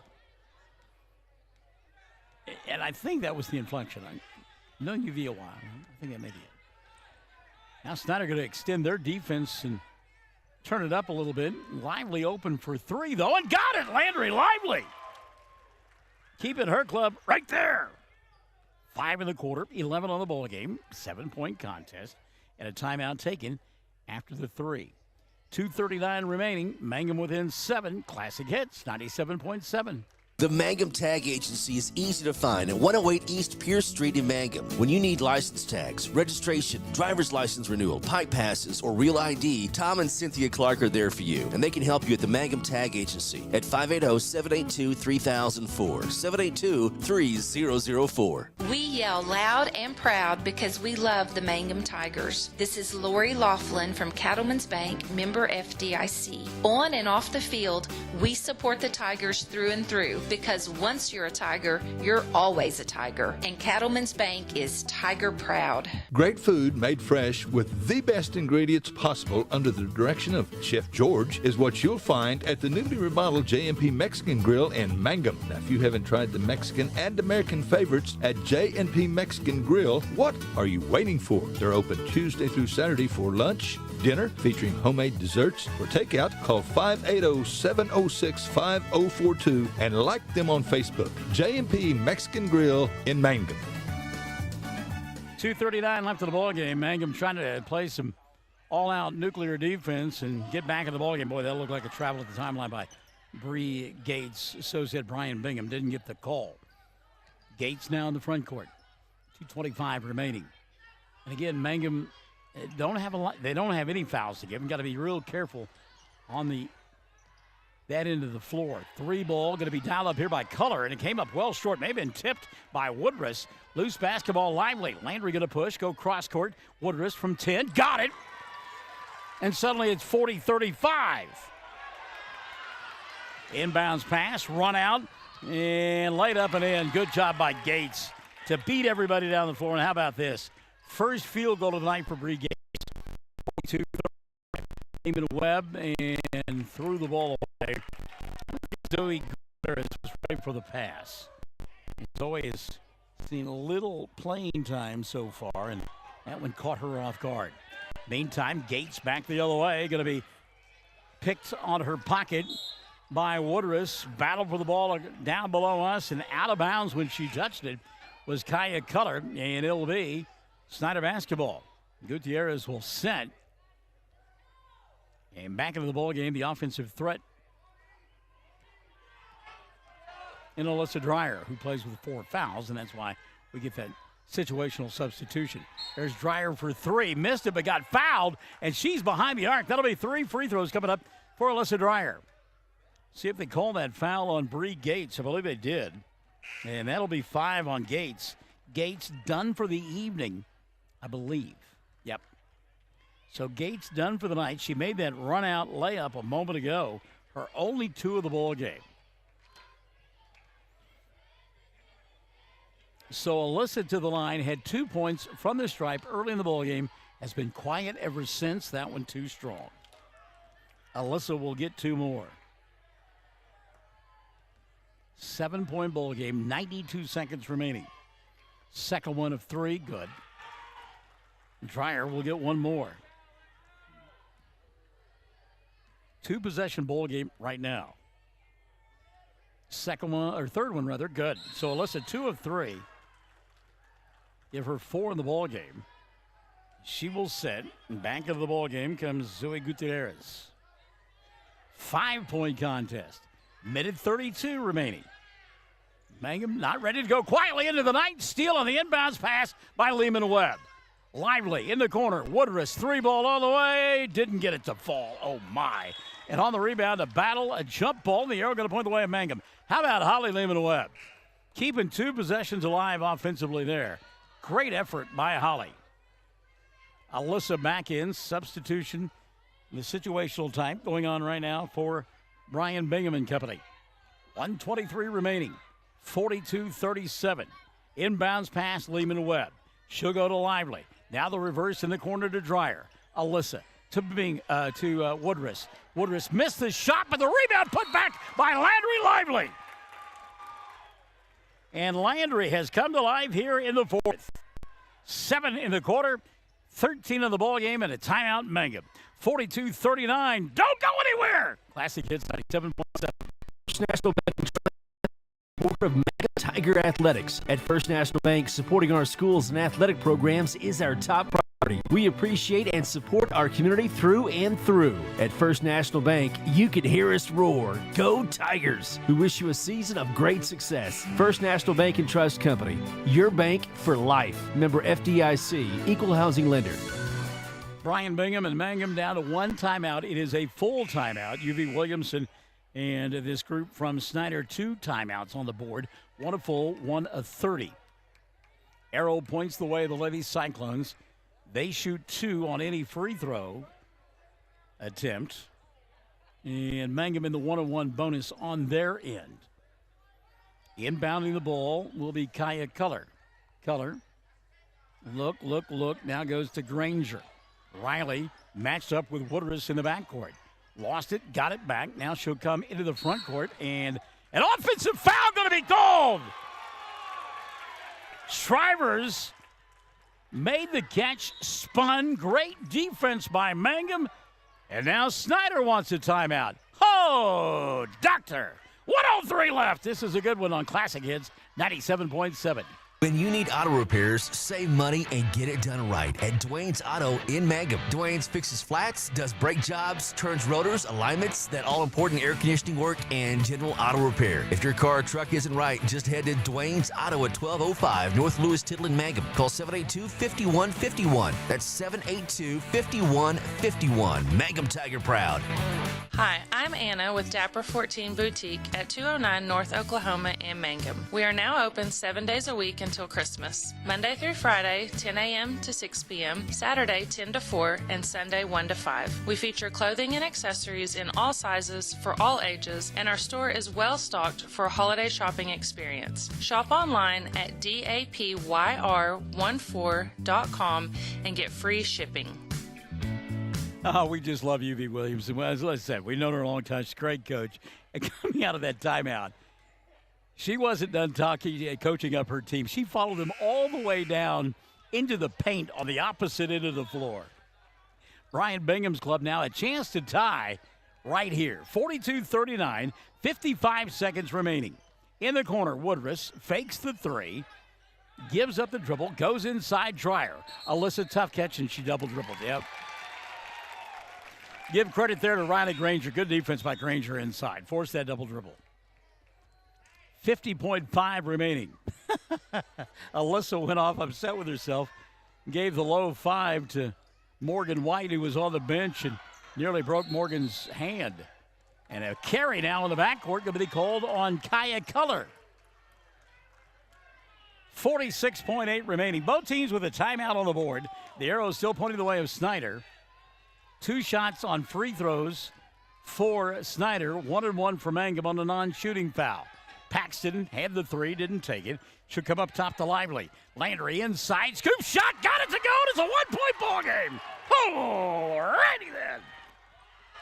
42-41. Here comes Brayley Monroe. Monroe into the front court. Ball slapped away by Dreyer. On the run. Here comes Lively. Landry leaves it for Holly Lehman-Webb, and it went out of bounds. And I'm like Holly and everybody else in the house. It looked like Landry was going to take that one all the way to the rack. So the turnover going to give it back now to Snyder, and a timeout going to be taken, I believe, by the Lady Cyclones. 42-41, back after this. Classic Hits 97.7. Mangum Golden Age Apartments offer HUD-approved housing for anyone 62 or older or on Social Security disability. They have 1 bedroom and efficiencies which include all bills paid, including Wi-Fi. Mangum Golden Age Apartments are located at 100 East Lincoln, right on the downtown square in Mangum. Call Brenda at 580-782-2452 for more information. All right, 21.3 left of the ball game. The Lady Cyclones out of timeout, so that comes into play on this inbounds pass. And I cover up the inbounds person. Whoever's inbounding, I'm in their face. It'll be Brady Monroe to do the honors. But you can't call a timeout here ahead of that 5-second count. So you got to get the ball in. They will get it into the hands of Solis, who got fouled in the backcourt. Ren Woodruss thought she had a steal. They called her for a foul instead. Check that on Woodruss. That is her 5th, I believe. It is the 5th of the night on Woodruss. So Bryn, the second player to set because of fouls out with 5 points. Woodruss thought she had the steal. So we'll come to the other end, and Emma Solis, or Jaden Solis, I'm sorry, who is 2 of 4 from the foul line, will shoot 2 here with 19.1 left in regulation. First one rattled in, and it wouldn't stay down. Well, that was a good-looking shot by Solis. How'd you like to be Jaden? You stand there by yourself. Nobody in a white shirt nearby. Second one on the way, bang. There you go. 43-41. 15 seconds left, and Brian Mangum will exercise his final timeout of regulation. 14.7 left. Come on back to the edge of your chair on Classic Hits 97.7.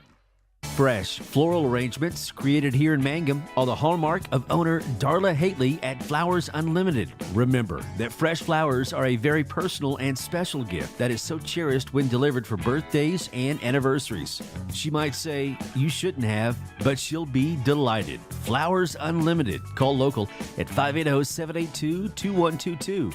That's 782-2122. Flowers Unlimited in Mangum. Wichita Insurance and American Farmers and Ranchers proudly serve cities and towns throughout rural Oklahoma. We're your neighbors and part of the communities. We're proud of our schools, youth, and communities, and that's why we're investing in rural Oklahoma. Wichita Insurance and AFR will be your agent and insurance company. So call 580-301-6352 today and let us help you protect your farm and ranch operations, autos, and home. All right, here we go, kids. 43-41. Snyder with the lead. Mangum with the basketball. Errol points the way to the Levy Cyclones. No timeouts on the board for either ball club. 2 free throws for Snyder on any foul. And the Cyclones just have Mangum in the 1-and-1. Landry Lively to inbound. She does. Dreyer, top of the arc. Won't take the 3. Puts it on the floor. Goes inside. Forces. Shot did not go down. Battle for the rebound and a jump ball. The arrow points the way of Snyder. Oh, my goodness. How could that ball not stay down? And Brian Mangum saying, how can that not be a foul on that play? Wow. Go back and watch that one on the replay. That thing was halfway down. 7.4 left. Inbounds pass in the corner. Colors going to be fouled. Dreyer had no choice. Wise play by Alyssa to save as much time as possible. Had to sacrifice herself, and she will foul out with 4 points. Alyssa, the third player of the night to foul out for Mangum. She joins Morgan White and Bryn Woodruss on the bench for the Levy Tigers. So Kaya Cullers, who had a huge third quarter, will go to the line to shoot 2. She had 9 in that quarter, hitting 3 threes. She misses the first of 2 free throws here.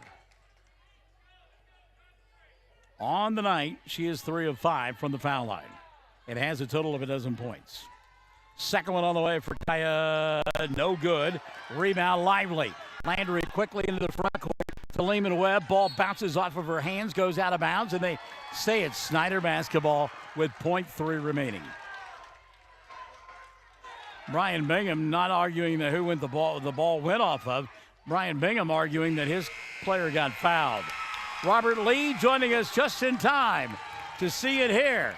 And Snyder will hold on and win it by a final score of 43-41. 43 for the Lady Cyclones, 41 for the Lady Tigers. We'll wrap this one up after this on Classic Hits 97.7. 333 Dental Care in Mangum is the dental practice of Dr. Dustin Lively. His experience, skill, and compassion go together when providing exceptional, up-to-date patient care. Dr. Lively and his team of professionals are proud to help you with the best dental care possible, along with preventive care that will result in a beautiful, long-lasting smile. Call 580-782-2552 or visit the team at 333 Dental Care. They support the Mangum Tigers and Lady Tigers. Tigers. Blair Tire and Feed on the corner of Highway 283 and 19 is your certified Firestone tire dealer and also a proud supporter of the Mangum Tigers and Lady Tigers. When you need tires, we're specialty trained and equipped to take care of you. Lyle Shaw and his crew at Blair Tire and Feed wish the Tigers lots of luck in today's game. And always remember, play smart, play safe, play hard, and play with pride. And good luck from everyone at Blair Tire and Feed on the corner of Highway 283 and 19 in Blair, Oklahoma. Folks in Mangum know what to do when they need to quench a thirst, curb a hunger attack, or cool down with an ice cream. They just make the Loop at 918 North Lewis Tittle in Mangum. The Loop, supporting the Mangum Tigers and Lady Tigers. Well, it was a barn burner, and Mangum did all they could in that fourth quarter, but came up just short, losing by a final score of 43-41. They outscored the Lady Cyclones 17-6 in that fourth frame, but couldn't get over the hump. And again, they lose it by a pair, 43-41, as they fall to 3-3 on the year. Lady Cyclones improving to 3-6 on the season. And you can talk about who fouled out, and you can talk about calls that were or were not made. Bottom line is, Coach Mangum got to lament the fact that his club, from the free throw line, just 9 of 21 on the night. And that's an unofficial stat, but only 9 of 21. Meantime, Snyder 17 of 31, and they win it by 2. Final score 43-41. 15 in the loss for Landry Lively, who really stepped up offensively here this evening for head coach Brian Bingham. 15 in the loss. Maddie Paxton had 8 in the ball game, including a couple of threes. You gotta like that. So Paxton with 8, 7 in the ball game for Lauren York, 5 on the night for Bren Woodruss, Alyssa Dreyer with 4, and Holly Lehman-Webb with 2. And again, keep in mind, 3 Lady Tigers fouled out of the ball game. And again, just couldn't overcome those odds, losing by a final score of 43-41. Meantime, it was Granger leading the way for the Lady Cyclones. Granger had a dozen points, but only 2 in that fourth quarter of play.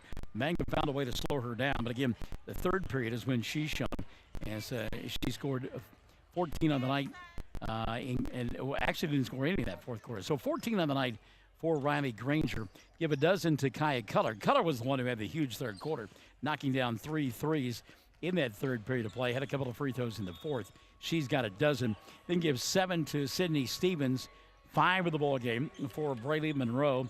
Jaden Solis with 3 and 2 in the contest for Bree Gates. And as we mentioned, UV Williamson's team not all that proficient from the foul line at 17 of 31, but it was enough to win it by a pair.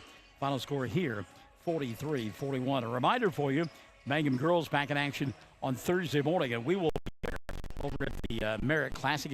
Is it the 14th or the 17th annual event? It's one of the two. Way to be close on it, Barnes. Anyhow, we'll be there at 10 o'clock on Thursday morning as Mangum will take on number 10 in Class A, the Trojanettes of Canute, in the opening round of that prestigious basketball tournament. 43-41, great effort tonight by both ball clubs, and never say give up by Brian Bingham's club, but they lose by 2. We will step aside, come back, and get ready for the second half of our double dip. It will be spirited, to say the least. Mangum and Snyder, a couple of rivals, are next on Classic Hits 97.7. Something you should know about the Kendall Law Office. The Kendall Law Office is family-owned and local. They use up-to-date technology to ensure their productivity provides timely service to clients, and this always includes client access to our firm via email and text. Corey Kendall is experienced, hardworking, and honest. He always puts the client first, and all efforts are focused on the client's best interest. The Kendall Law Office, locations in Altus and Mangum. Friends, it's important to take care of your eyes, so make an appointment soon with Dr. Michael Geiger in Altus, Seth Geiger in Frederick, and Bryce Geiger in Elgin, and a new addition to our staff, Dr. Maddie Rhodes. The Geigers are professionals and very good at what they do. Geiger Eye Care is proud to support youth and sponsor sporting events. They encourage you to attend all the events you can and be involved with our youth. Geiger Eye Care, Michael and Maddie in Altus, Seth in Frederick, and Bryce in Elgin. Make an appointment soon with Geiger Eye Care, Altus, Frederick, and Elgin. We are a community of ongoing legacy and tradition. This is Lori Laughlin from Cattlemen's Bank, member FDIC. We are so proud of the continued success of the Mangum Tigers on and off the field. Good luck on another exciting sports season, Tigers. Cattlemen's Bank is behind you all the way. Greer County Farm Bureau agents Mickey Lively and Rod Calhoun support high school sports. Mickey and Rod offer insurance for property, auto, casualty, life, commercial, and crop insurance. They're ready to serve you at 231 North Oklahoma in Mangum. Call 580-782-3827. If you started college but haven't finished, you may feel like your story is already written. Remember, you're the author, and where your story goes from here is up to you. Finish your degree with Reach Higher at Western Oklahoma State College. Reach Higher can put you on a program path designed to help you earn your associate degree from Western. Start writing your next chapter today. Visit wosc.edu/reach to find out how. Reach Higher with Western Oklahoma State College. Call 580-477-7742. Mangum Brick Company has been operating since the early 1900s. They're the largest private employer in Greer County. Mangum Brick is proud to support high school athletics radio broadcasts. And if you know of someone looking for work, always check with Mangum Brick, as they may be hiring. Everyone wants to be on a winning team. That's why Great Plains Bank is a proud supporter of the Tigers. No matter what life may throw at you, Great Plains Bank has the play drawn up, and we're ready to go into overtime to win your business. What makes Great Plains Bank different is that we will make the extra push to get you to the goal line. When it comes to your family's finances, every play counts. So pick a teammate you can trust. We want you on our team because with customers like you, we are greater together. Great Plains Bank, member FDIC and equal housing lender. Triad Home Health in Mangum is locally owned and offers nursing, physical therapy, occupational, wound care, IV therapy, and more. All administered by people who go above and beyond for you. Phone Triad Home Health today at 580-782-5800. That's 782-5800. Around here, we say go Tigers. This is Jacob Gilner from Cattlemen's Bank, member FDIC. We love our Mangum Tigers, so suit up in your best and brightest orange, and we will see you at the games. Cattlemen's Bank is Tiger proud. When it comes to funeral homes, there are several to choose from, but choosing a funeral home that is locally owned offers the advantage of the local owners who are involved right here in the community, helping you during your time of need. Greer Funeral Home owners Carson and Stacy Van Zant are perfect examples of owners who offer that family-like connection that you'd expect from a friend and a neighbor. Greer Funeral Home in Mangum and Granite, providing dignity and respect. Jamie's Auto is proud to sponsor Mangum Tiger sports coverage. When you need a new-to-you reliable vehicle, always remember to visit Jamie's Auto Sales on Lewis Tittle in Mangum. Jamie makes it easy to buy a great used car with 5 lenders available, and your new-to-you vehicle comes with a 3-month 4,500 GWC powertrain warranty. Talk about peace of mind. Remember Jamie's Auto in Mangum for your next vehicle purchase. And go Tigers! Hi, Mangum Tiger fans. This is Jill Grauman with RE/MAX Property Place. If you need to buy or sell a property or a home in Mangum or anywhere in Greer County, just call me at 580-706-0259. You'll see lots of my signs around town because I get the results for my clients. I say, go Mangum Tigers. Jill Grauman, RE/MAX Property Place. Always here, always helping. Hello, this is Ashley Slayton, family nurse practitioner with the JCMH Family Care Clinic in Mangum. We are friendly hometown folks and treat patients of all ages, newborns through adults, for wellness and sick visits, as well as management of chronic illnesses such as diabetes and high blood pressure. Call the clinic in Mangum at 580-782-3393 for an appointment today. Jackson County Memorial Hospital. The Mangum Tag Agency is easy to find at 108 East Pierce Street in Mangum. When you need license tags, registration, driver's license renewal, pipe passes, or real ID, Tom and Cynthia Clark are there for you, and they can help you at the Mangum Tag Agency at 580-782-3004, 782-3004. We yell loud and proud because we love the Mangum Tigers. This is Lori Laughlin from Cattlemen's Bank, member FDIC. On and off the field, we support the Tigers through and through. Because once you're a Tiger, you're always a Tiger. And Cattleman's Bank is Tiger proud. Great food made fresh with the best ingredients possible under the direction of Chef George is what you'll find at the newly remodeled J&P Mexican Grill in Mangum. Now, if you haven't tried the Mexican and American favorites at J&P Mexican Grill, what are you waiting for? They're open Tuesday through Saturday for lunch, dinner, featuring homemade desserts. For takeout, call 580-706-5042 and like them on Facebook. J&P Mexican Grill in Mangum. First National Bank and Trust is a proud supporter of Mangum Tiger Athletics. At First National Bank, supporting our schools and athletic programs is our top priority. We appreciate and support our community through and through. At First National Bank, you can hear us roar. Go Tigers! We wish you a season of great success. First National Bank and Trust Company, your bank for life. Member FDIC, Equal Housing Lender. Blair Tire and Feed on the corner of Highway 283 and 19 is your certified Firestone tire dealer and also a proud supporter of the Mangum Tigers and Lady Tigers. When you need tires, we're specialty trained and equipped to take care of you. Lyle Shaw and his crew at Blair Tire and Feed wish the Tigers lots of luck in today's game. And always remember, play smart, play safe, play hard, and play with pride. And good luck from everyone at Blair Tire and Feed on the corner of Highway 283 and 19 in Blair, Oklahoma. Folks in Mangum know what to do when they need to quench a thirst, curb a hunger attack, or cool down with an ice cream. They just make the Loop at 918 North Lewis Tittle in Mangum. The Loop, supporting the Mangum Tigers and Lady Tigers. And welcome back to Snyder as we get set for the second half of our doubleheader between Mangum and the Cyclones. Says this ought to be a dandy one. Snyder coming in with a record of 5-4 under the direction of Lane Hopkins. They've got victories over Burns Flat, Dill City, Navajo, and Hydro Eakley.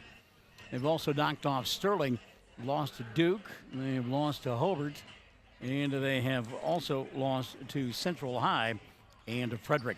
This will be a fun one. Should be up and down the floor as we get set for it. Want to welcome into the broadcast booth Sherry Shepard-Kindle, who says, "Go Tigers." Haley Gale Panetta watching. And also want to say hi to our good friend April Geralds, who, again, wants me to remind you that's coming up on January the 28th from 10 until 6 at the Dapper 14 Boutique there in Mangum. It will be Prom-a-Palooza, and it's going to be great. Sponsored by Kingdom Come Unity. First annual Southwest Prom-a-Palooza. And you're thinking to yourself, my gosh, Barnes, we just came off of Christmas, and you're talking about prom. What do you it gets here quicker than you think. And, this is a statement of fact. This is not designed to get me into trouble, but it takes women a long time to decide things, right? So, and I'm just saying, and girls, you're going to throw things at your listening device or your viewing device, but I'm right. So you get this thing picked out in January, right? You get it picked out in January. Then you got plenty of time to accessorize and do all that other stuff that you girls do, right? Thank you. See, I knew that you would agree with me eventually. Anyhow, high school girls from all over this area invited to come try on donated dresses. Take one home absolutely free of charge. Over 50 dresses have already been donated. They've got all sorts of sizes, and the dresses will be as is. I think one of the overwhelming things that I heard from April when we were talking about this, she said, we treat the girls like royalty. So there you go. Doesn't get any better than that. So we look forward to that coming up on January the 28th from 10 until 6. Dapper 14 Boutique. Our good friend Anna hosting that thing. Looking forward to that. So stick and stay for that. Well, speaking of sticking and staying, if this boys' game is half of what the girls' game was, ooh, doctor, you'll be sweating up a little bit by the time we get down here this evening. We'll take one more time out and come back and get ready for your opening tap. We got Mangum and Snyder coming up. Starting lineups on the way. Classic Hits 97.7. Something you should know about the Kendall Law Office. The Kendall Law Office is family-owned and local. They use up-to-date technology to ensure their productivity provides timely service to clients, and this always includes client access to our firm via email and text. Corey Kendall is experienced, hardworking, and honest. He always puts the client first, and all efforts are focused on the client's best interest. The Kendall Law Office. Locations in Altus and Mangum. Friends, it's important to take care of your eyes, so make an appointment soon with Dr. Michael Geiger in Altus, Seth Geiger in Frederick, and Bryce Geiger in Elgin, and a new addition to our staff, Dr. Maddie Rhodes. The Geigers are professionals and very good at what they do. Geiger Eye Care is proud to support youth and sponsor sporting events. They encourage you to attend all the events you can and be involved with our youth. Geiger Eye Care, Michael and Maddie in Altus, Seth in Frederick, and Bryce in Elgin. Make an appointment soon with Geiger Eye Care, Altus, Frederick, and Elgin. Starting five being introduced for Mangum, and they will go with Colton Earls in the backcourt. He will be joined tonight by Daniel Bernal. Nathan Augustine will get this start in the middle. He'll be joined down low by Ian Martinez, and the bottom of that starting five will be Aiden Warner. So it'll be Earls, Augustine, and Martinez, Warner, and Bernal, the starting five for Mangum in the road blank uniforms with the silver numerals and the orange trim. They'll matriculate on the left end of your listening and or viewing device here in this first half of play. Meantime, the Cyclones of Snyder under the direction, as we mentioned, head coach Lane Hawkins, and he will go with 6'5" Dak Gates. Gates, a senior on this ball club. He'll be followed by Corey Moore. Moore, 6'4". He is a senior. Also getting the starting tonight will be Colby Schley, listed at 6'5" and a senior. Kobe Carruthers, 5'10" and a senior, gets the start tonight. And the final member of that starting five will be Isaiah Gonzalez, 5'10" and a senior.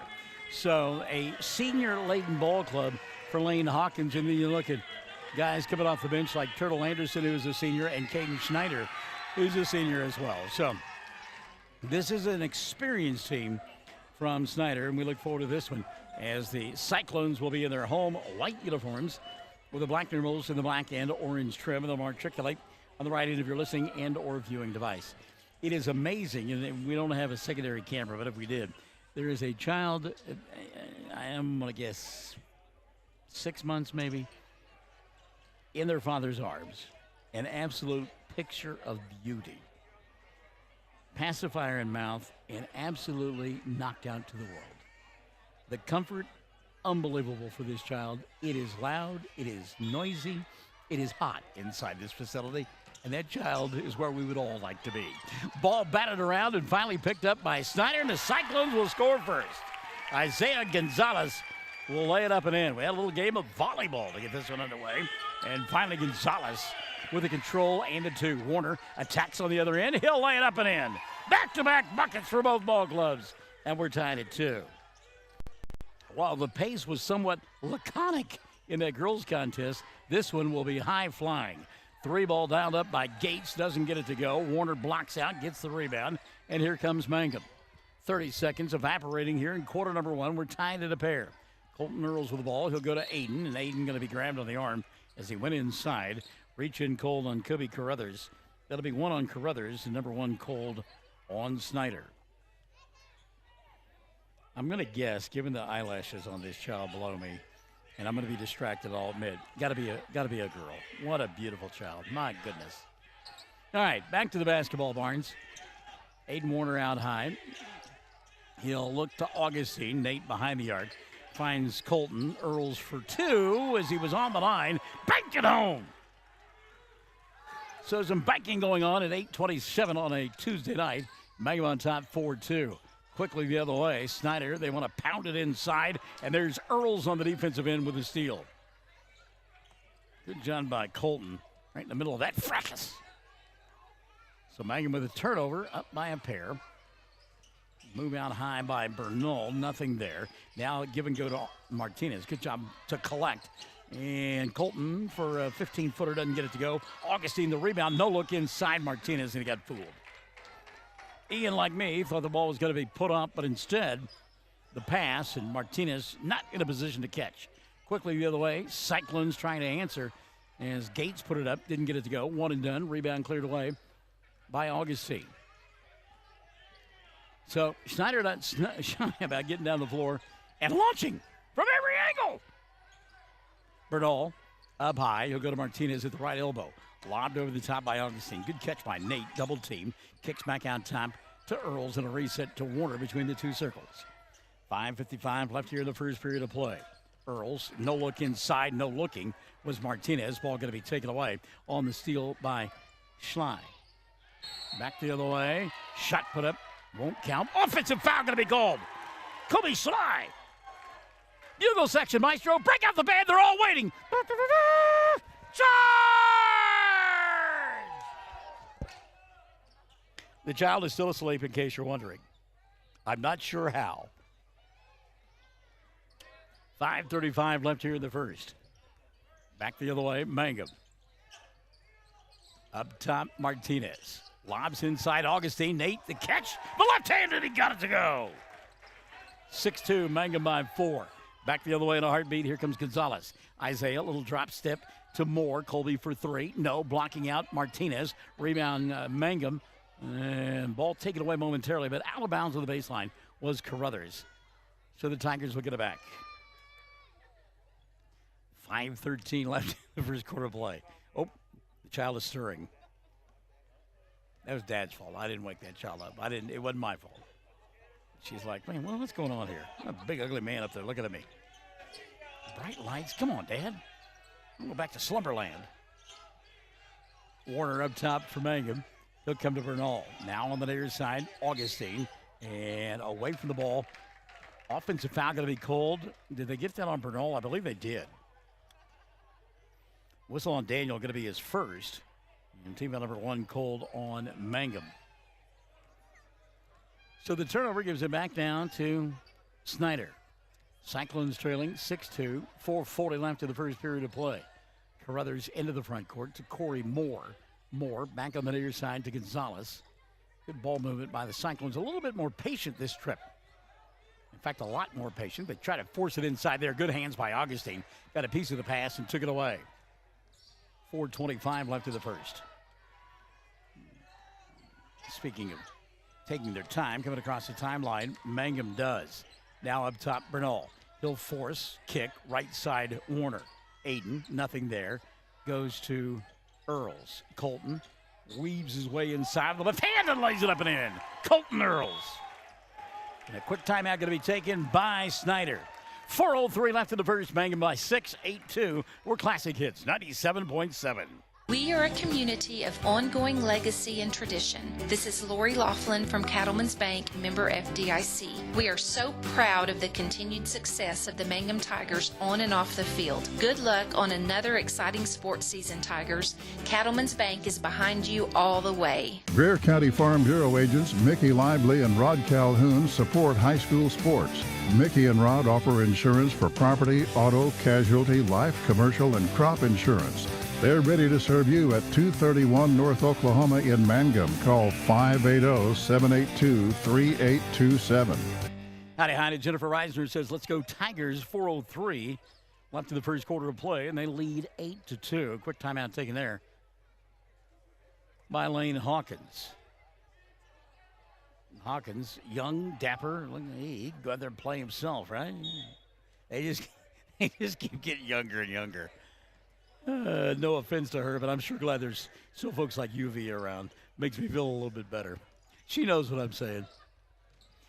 3:50 left here in this first quarter of play. Great job by Augustine on the defensive end. Gonzalez wanted to pass that ball on the weak side, and they just tied him up. Get a jump ball, and the arrow going to point the way of Mangum.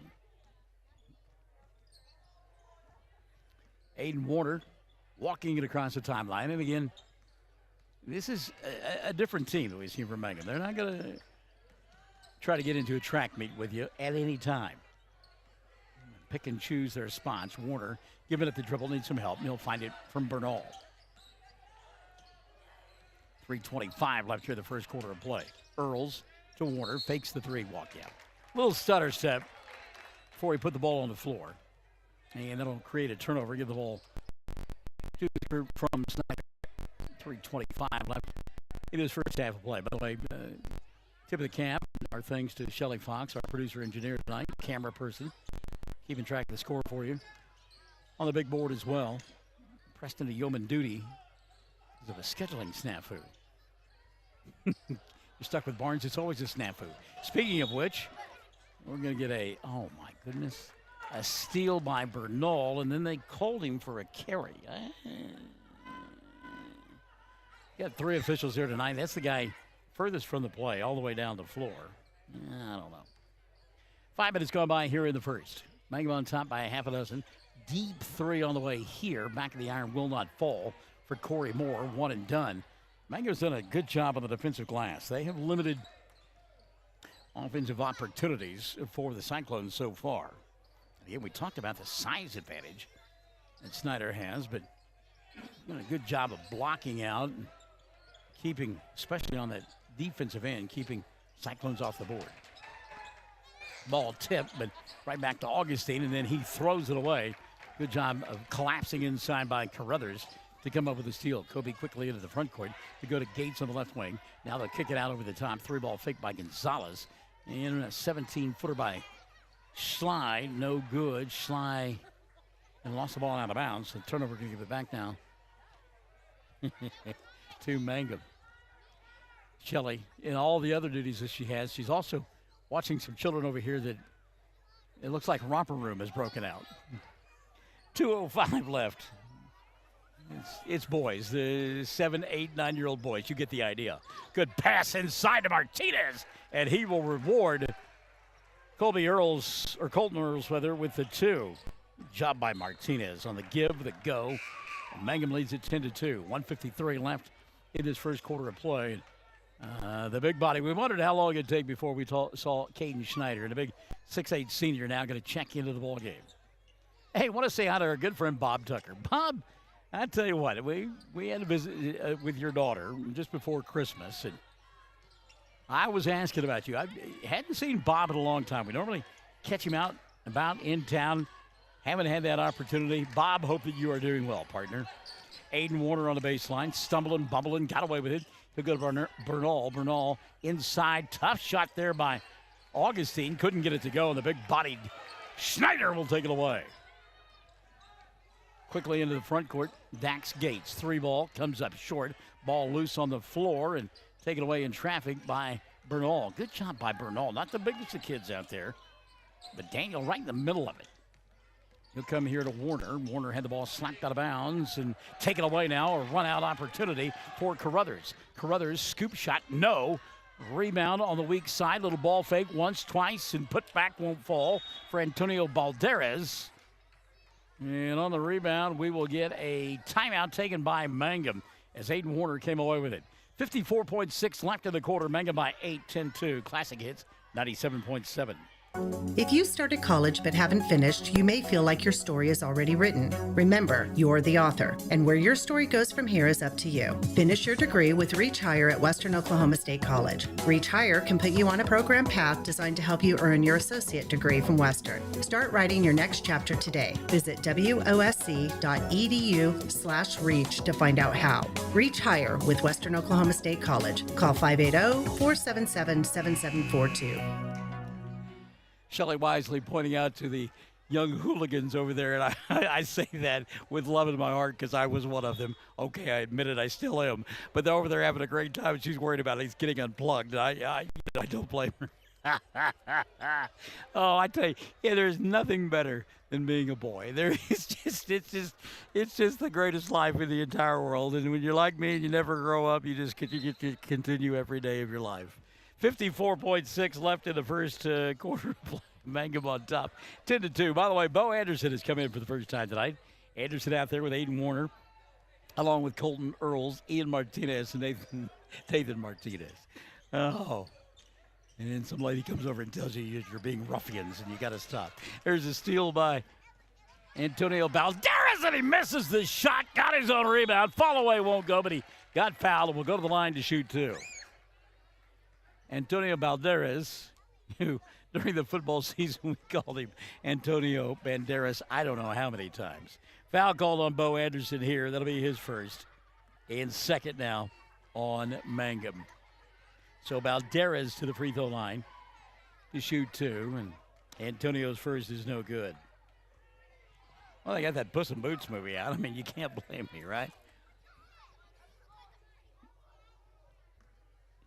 29.8 left in the first. Mangum on top, 10-2. Balderas' second shot on the way. Back in the iron doesn't go. And the rebound taken away by Aiden Warner. Snyder will be deep, too. They've got some bodies that they can run in there this evening. Mangum not overly deep, as we have learned. And Bo got on glasses tonight. I don't think he... Oh, there's a travel. Good defense by Valderez. I don't know that I remember him with those glasses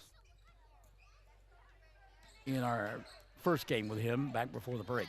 Sherry Shepard Kendall says go Bo. She'll know if he's wearing glasses. 3-ball on the way here. Gates doesn't get it to go, and on the rebound, job by Augustine. He banging away inside with Schley, and I think they got Colby on the foul, didn't they? That'll be his second. Not just his first. Okay. Third team foul called on Snyder. I thought he got one early on, but the board says no, and that's his first. Back the other way. Mangum trying to score at the buzzer, and it won't fall. For Earls, he had a good look from deep in the right corner. Well, we played 8. Mangum on top 10-2. You and I back after this. We're Classic Hits, 97.7.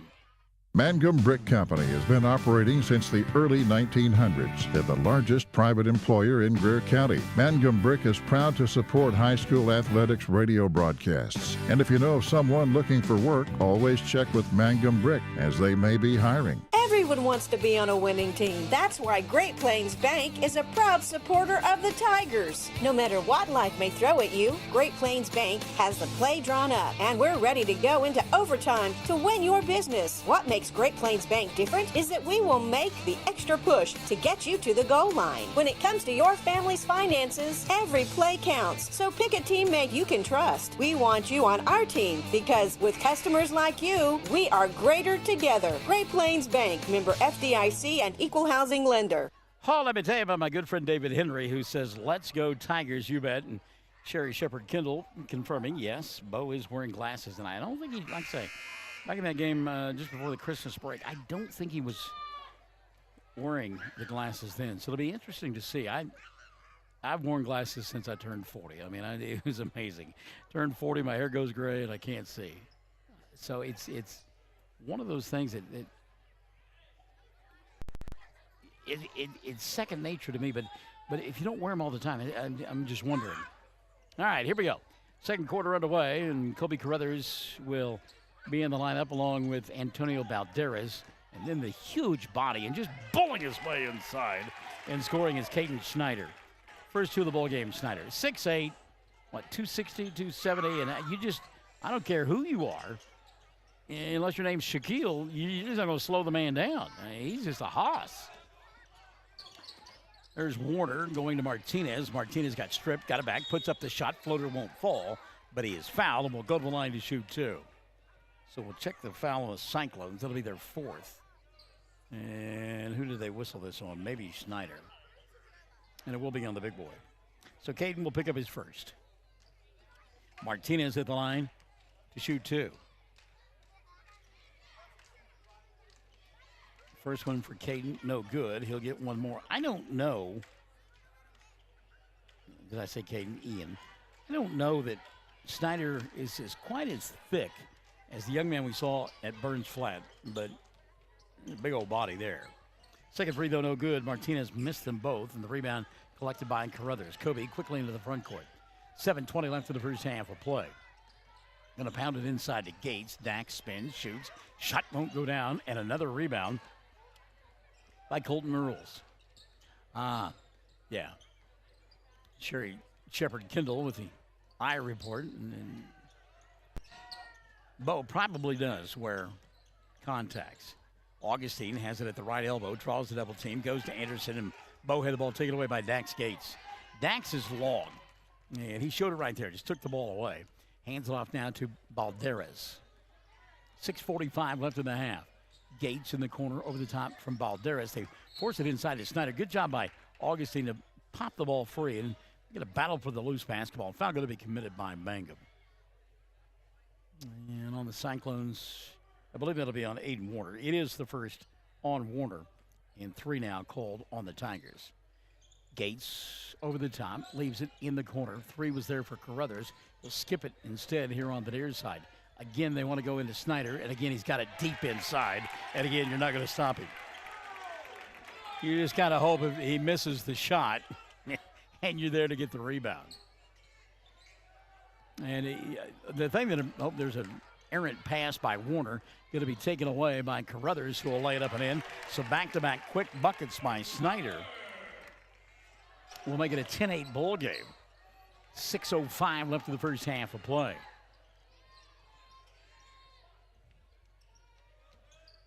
The timeline, a couple of Tigers set to check in, including Odie Tellis for the first time tonight.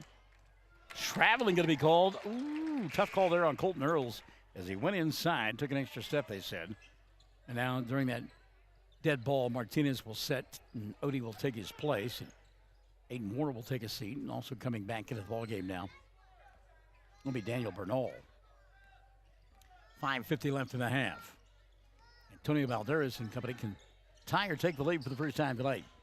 3-ball, Carruthers. No, he didn't take the shot, but he went inside and got fouled. And we'll check the whistle here on Mangum. 5:45 left in the half. That'll be team now foul number 4 on the Tigers. And that'll be the first of the night on Nate Augustine. Free throw, back of the iron, won't fall. Carruthers. Snyder in the early going, 0 for 3 from the stripe. Second one on the way, halfway down, wouldn't stay. And Snyder with a rebound. Nope, got him for a foul instead. So Caden will pick up 2 quick fouls, and that'll be 6 now on the Cyclones. Caden Snyder. Somebody I could hear say over the back, there is no such call, it's a push. Thank you. Thank you. Thank you for noting that at home. Wait, mismatch inside. Tell us with Snyder. Mangum tries to take advantage of it, but good hands on the steal by Carruthers. Snyder running the floor on the other end, and he'll lay it up and in. Woo! Doggies, Jethro. That is a big old body thundering down the floor. On the fast break, he'll lay it up and in and tie it at 10. Yikes! Daffy Duck wondered if you got the number of that truck that just ran down the floor. Yikes! Bernal at the free throw line, tries to attack and does, makes the bucket, but took an extra step to get around big old Snyder. And now some wholesale substitutions. Aiden Warner and Ian Martinez back in the ball game. Anderson will set. Bernal takes a seat. Tellis sets down and is checking back into the ball game, or checking in actually for the first time tonight, will be young Mr. Avery Rogers. Meantime, Snyder continues to make hay inside. Lost that ball. Able to keep it alive, though. And how about Valderas with the ball fake? And Antonio will lay it up and in. Valderas now gives his club the first lead of the night. It was 10-2 at one point. Snyder has gone a 10-0 run now and lead by a pair, 12-10. Warner double dribbled. Yep, lost the ball as he went through traffic. Kind of corralled that against the body to keep the dribble alive. So the turnover will give it back now to the Cyclones. Quickly into the front court, they will come. Valderas inside to Gates. Dax puts up the shot, comes up short. Rebound cleared away by Martinez. Now running the offense, Earls. Colton into the front court. He'll go to Warner. Had the three, wouldn't take it. Martinez with a double team. Inside, Snyder took it away. Martinez got it back, forces right side. Around the rim, won't go. Rebound, Augustine. And a push will be called on the rebound by Nate, and that's on Schley. That'll be 2 on Colby, and 6 now on Snyder. 4:01 left in the first half. Cyclones on top by a pair, 12-10. Inbounds pass, Earls. No look, goes to Martinez. Ian resets to Warner. Now back to Earls. He'll fire the three. Back of the iron doesn't go. And the rebound by Snyder, and then he'll get grabbed on the arm. You're not going to take it away from Caden Snyder. Ian Martinez picks up his first, and team foul number 5 called on Mangum. His hands and body and everything, you're just not going to get it away from him. I love the effort, but it's going to be tough to handle. 3:35 left in the half. 12-10 lead. Boy, getting surprised by that pass was Gates. Dax recovered. He'll come now here on the near side for Schley. Back to Gates. Snyder asking for it inside. Caden has position, but it's a 3-ball instead on the left wing. Fired up and in and out. to Colby Sly. Rebound cleared off by Earls. And again, Colton, he gets a bunch of rebounds for no bigger than he is. Balderas that time grabbed the arm of Ian Martinez. In on Antonio, that'll be his first. 7 now on Snyder. So it should be a 1-on-1 for Ian Martinez. Martinez 0 for 2 from the charity stripe. 3:10 left in the first half of play. Mangum yet to score in the frame. Front end on the one for Martinez. He pulled the string. Went and got his own rebound, though. Good job by Ian. Got a challenge inside. Force. Shot won't go. Rebound tipped out of bounds. And they said it was last touch by Nate Augustine.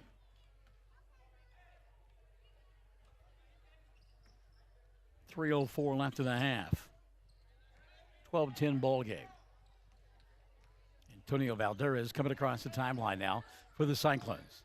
He'll kick it to Gates, left side. Open for 3, but won't take it. May have gotten away with a carry there. Now he'll go to Valderez.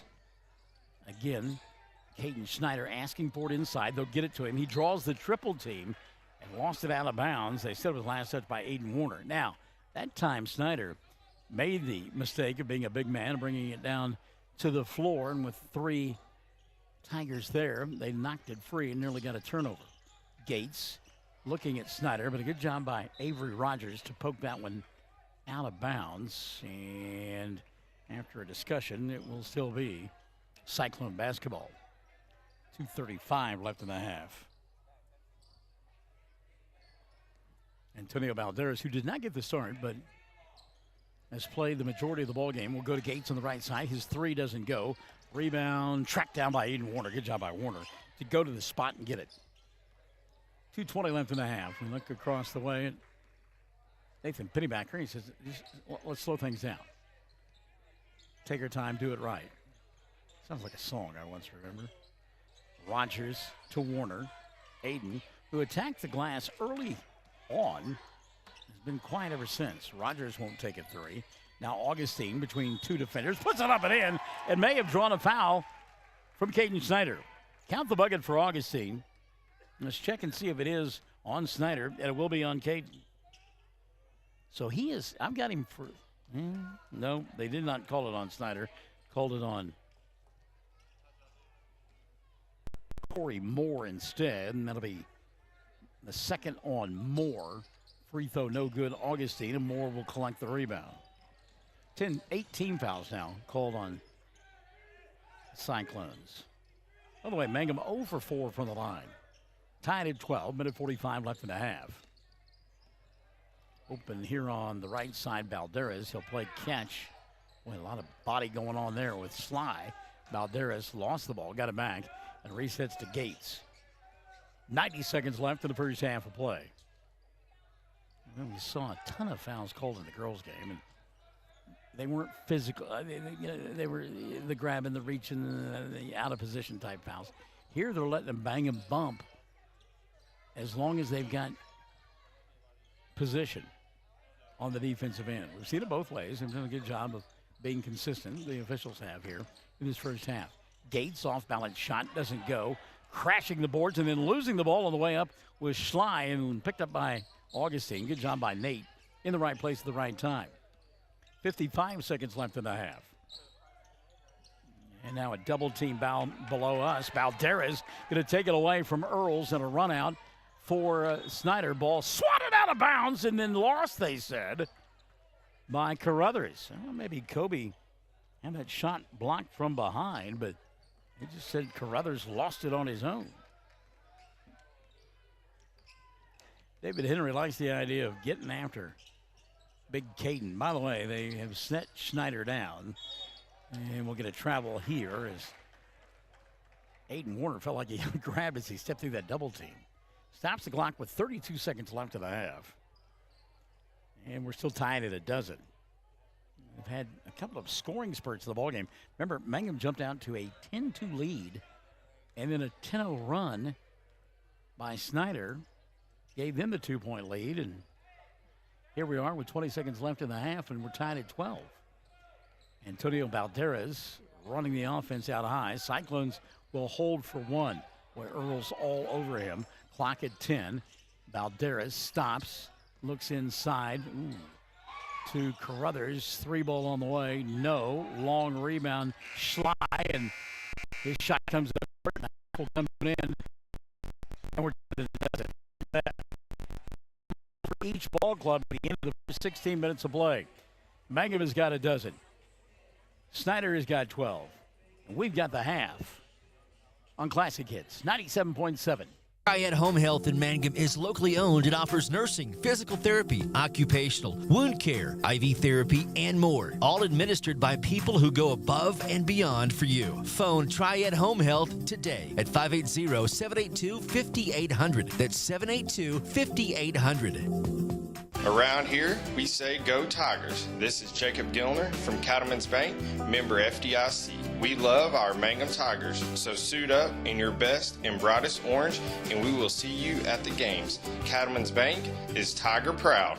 When it comes to funeral homes, there are several to choose from, but choosing a funeral home that is locally owned offers the advantage of the local owners who are involved right here in the community, helping you during your time of need. Greer Funeral Home owners Carson and Stacy Van Zant are perfect examples of owners who offer that family-like connection that you'd expect from a friend and a neighbor. Greer Funeral Home and Granite, providing dignity and respect. Jamie's Auto is proud to sponsor Mangum Tiger sports coverage. When you need a new-to-you reliable vehicle, always remember to visit Jamie's Auto Sales on Louisville in Mangum. Jamie makes it easy to buy a great used car with 5 lenders available, and your new-to-you vehicle comes with a 3-month 4,500 GWC powertrain warranty. Talk about peace of mind. Remember Jamie's Auto in Mangum for your next vehicle purchase. And go Tigers! Hi, Mangum Tiger fans. This is Jill Grauman with RE/MAX Property Place. If you need to buy or sell a property or a home in Mangum or anywhere in Greer County, just call me at 580-706-0259. You'll see lots of my signs around town because I get the results for my clients. I say, go Mangum Tigers. Jill Grauman, RE/MAX Property Place. Always here, always helping. Well, at the end of the first half of play, we're tied at a dozen apiece, Mangum and Snyder in the boys' game. And how about I don't know if that's him or not. Yeah, I think that's him. Mangum outscoring Snyder. I'll get him 10-2 in that first quarter of play, and then Snyder outscoring Mangum 10-2 in the second quarter of play. That's how we got to be at a dozen. Colton Earls and Nathan Augustine 4 apiece from Mangum. Ian Martinez and Aiden Warner with 2 apiece. Mangum 0 for 4 from the foul line. Nobody with more than 1 foul on the floor for Nathan Pennypackers Club. And again, a dozen at the half for Mangum. Meantime, it was Caden Schneider who picked up the pace in that second quarter for this group from Snyder, as he's got 6 at the intermission, all coming in that second period of play. 2 apiece for Kobe Carruthers, Isaiah Gonzalez, and for Antonio Balderas. And like Mangum, Snyder's 0 for 4 from the foul line, so combined 0 for 8 at the end of the first half of play. We're tied at a couple of fouls for Colby Schley and for Corey Moore, 2 for Caden Snyder as well. 12-12 our score. If you didn't tune in to the girls' ball game, you missed a dandy. 43-41, the final score. Mangum wound up on the short end of this 43-41. Coach, can you hear anything now? Okay, well, we'll just sit here and converse. No, we can hear you. Okay, good. Yeah, we can hear you. You're fine. So, tough ball game from the standpoint, a slow start, kind of ugly at the end of the first quarter of play. It was 7-6, and then it was 19-17. You laid, and at third quarter play, they got hot from outside and built a double-digit lead. Your club comes back and has a chance to tie or win it late. Yeah, a rough start there in the first quarter, and got ourselves in foul trouble. Right. Okay, and I thought we battled back there in the second quarter there, and like I said, took the lead. And there in the third quarter, I think Morgan, Alyssa, and I think it's Landry pick up really quick fouls, and we had to go to a zone there to kind of buy some time. And then in that fourth quarter, we made that late rally, but we got to get rid of the ugly starts. Yeah, you mentioned Landry Lively, who really looked good in that fourth quarter of play, and she got the fouls early in the ballgame and then somehow found a way to play with those fouls throughout the course of the rest of the contest. Yeah. But the offensive aggressiveness by Landry, you got to find some folks that want to shoot the basketball that have that confidence. Absolutely. I thought and Landry's gotten better every game, I think, and getting that. And we tell them all the time, there's none of y'all that have a stoplight on shooting, okay? We want to get as many shots up as we can get, and if we miss it, go get the rebound. But, we need to start making a few more shots. Maddie coming off the bench for you, hitting a couple of three-pointers. That, if you talk about making a few more shots, taking a few more shots, getting her a little bit into the rotation has got to help as well. Yes, Maddie had a great Christmas break, 2 scrimmages. I told Coach King on the way over here, I said, I bet Maddie hits 3 threes. Okay. Well, she hit 2, and she wouldn't have had a toenail on the line. It would have been 3. Right. So she's been shooting it lights out in practice, and we made a conscious effort to get her some more playing time tonight. I knew this would be good. They'd sit in that zone, and she performed really well. So you heard me talk about in this boys game, both teams are 0 for 4 from the foul line. You and I, it's an unofficial stat, but 9 of 21. That's what I had, too. Yeah, okay, and that's frustrating for you, I know. Very, because we shoot them every day, probably 100 of them every day. We just got to carry it over to the game, and that's it. As bad as I thought we played, you make 3 more free throws, you win the game. Yeah. That's what we talked about after the game, just the little things, and not to take little things for granted. I know that you would be coaching in the WNBA if you could answer the question, but why is the free throw shoot? And I'm not just talking about your ball club. We just said 0 for 8 combined in this. Gets into what they're shooting at and concentrating. I'm not saying they're not trying to make it, but just really getting locked in and going through your fundamentals every time and going through your routine every time and making it. All right, so 10 o'clock Thursday morning, Top 10 Canute. Yes. You know a little bit about that school. I know a lot about them. What are your thoughts going into that thing? Spent 6 years there, coached those kids. God put me there for a reason, just like God put me here in Mangum. I enjoyed my time there, had a lot of great memories. Got to coach a lot of great athletes, got a lot of great kids. But now it's time to move on to these great kids and give them what those kids have gotten for the last 6 years. And hopefully I'm doing that. Still going to be emotional for you. I can hear the emotion in your voice now. Yeah, it's going to be a little awkward, but so I told the girls after the game, it's not about me, it's about them and how we learn from the night and get better through them. So I don't want them worrying about that, and I'm going to worry about what I got to do to help them win for their cause, not mine. All right, quickly before I let you go, what does Pennypacker have to do to slow down this Snyder kid? I mean, he's on the bench right now, which is good, but this is a man-child out there. He's big, isn't he? Oh, my goodness. No. And when he ran the floor on the fast break. He can move, yes. Golly. Just going to have to body up, and hopefully the refs don't call as many fouls as they did in our game. All right. Well, be safe going home. We look forward to seeing you Thursday morning at 10. Bright and early. All right. We'll be there. Thanks, Michael. Thank you, buddy. Brian Bingham joining us. His Lady Tigers game, the Lady Cyclones, all they can handle, and couldn't quite come up with a win. Second half underway here, the boys' game. Snyder with the ball, left end of your listening and or viewing device in their home white uniforms with the black numerals and the black and orange trim. We'll get the 5 on the floor for you as Dax Gates looks inside, now goes back outside, leaves it for Corey Moore. Moore wanted to force it inside. Good hands there by Earls, and Earls will come up with a steal. Colton will give it up down to Daniel Bernal. Bernal, Ian Martinez attacks, goes inside. Shot no good. Rebound put back. Nathan Augustine up and in, and Mangum up by 2, 14-12, as Augustine has 16 now. He doesn't have 16. He has 6 in the ball game. Snyder going to throw the basketball away here as they throw it into the backcourt, and some miscommunication. And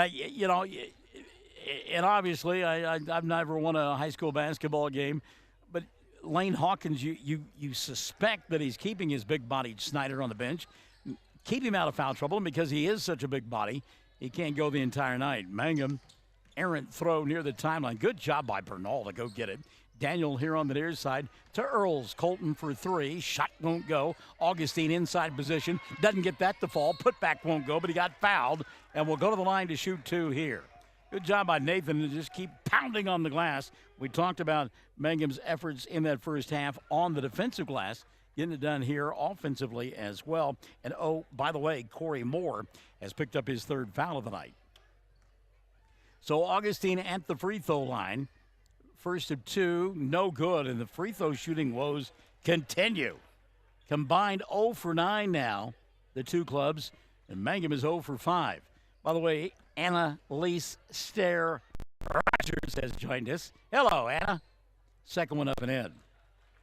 Dapper 14 going to be hosting that Prom-a-Palooza coming up on the 28th of this month on a Saturday, helping out young ladies throughout Western Oklahoma. Get ready for Prom 2023. Prom 2023. Man, you guys are getting old. That's all I can say. Somebody asked me the other day when I graduated. I said, 79. Give a go inside. Shot came up short. A great look for Schley. Didn't get it the first time, but he put it back in. First two of the ball game for Colby. And it'll tie the game, or actually make it 15-14. I'm sorry, Mangum on top, 15-14. But again, Dapper 14 going to be the site of that Prom-a-Palooza coming up on the 28th of January. 10 until 6. Do I have my numbers on that right? There's a steal, yeah. 10 until 6.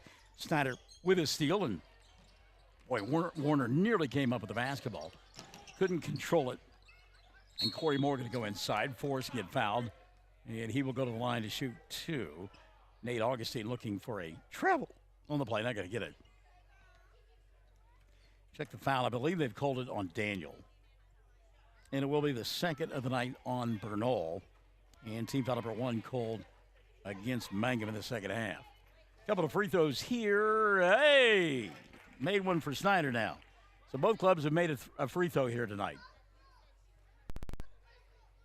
Bo Anderson has come back into the ball game. Aiden Warner will sit down. Bernal takes a seat. And for the first time tonight, we see Colby Sharp into the contest. Corey Moore now, second of 2 free throws, no good. And as if on cue, Sharp with a rebound. So we're tied at 15, 5:50 left here in this third period of play. Mangum and Snyder, we knew it would be tight. We knew it would be spirited, to say the least. And now a turnover committed by the Tigers. And give it right back to the Cyclones, who can retake the lead. 10-2 at the end of 1. Snyder by 8. Or Mangum by 8. And then Snyder outscores Mangum 10-2 in the second. Tied at a dozen at halftime. 3 ball on the way here. Comes up short. Distribution by the Cyclones. As neither guy could rebound the basketball. We mentioned the fact that Mangum and Canute play at 10 o'clock on Thursday morning, the opening round of the 14th annual Merritt Classic. Mangum Tigers will play in the afternoon, and they have got their hands full as well, as they will take on Hooker. We'll have both ball games, of course, here on Classic Hits 97.7. Martinez inside, backs his way in, lost the ball, had a turnover. Going to give it back now to the Cyclones. And both clubs showing the rust. You heard Coach Bingham talk about it, and had players had a great Christmas break, and those scrimmages are just so much different than real game activity. Isaiah Gonzalez able to control the ball there, keep it alive for Carruthers. Now a 3-ball right side. Gates won't go. Martinez crashing the boards, and a foul going to be called, and to the free throw line will be Kobe Carruthers. It should be on Martinez. That'll be team foul number 2 on Mangum in the second half, and they've called it instead on Colton Earls, his first. So at the free throw line, Colby Schley to shoot 2. First for Colby, no good. By the way, the ever vigilant and diligent Shelley Fox continues to watch the power supply over there at the end, making sure we don't get unplugged. Second free throw on the way. Some young ruffian boys down there playing. Taking a page from the Michael Barnes playbook. I admit it. 4:30 left here in the third, tied at 15.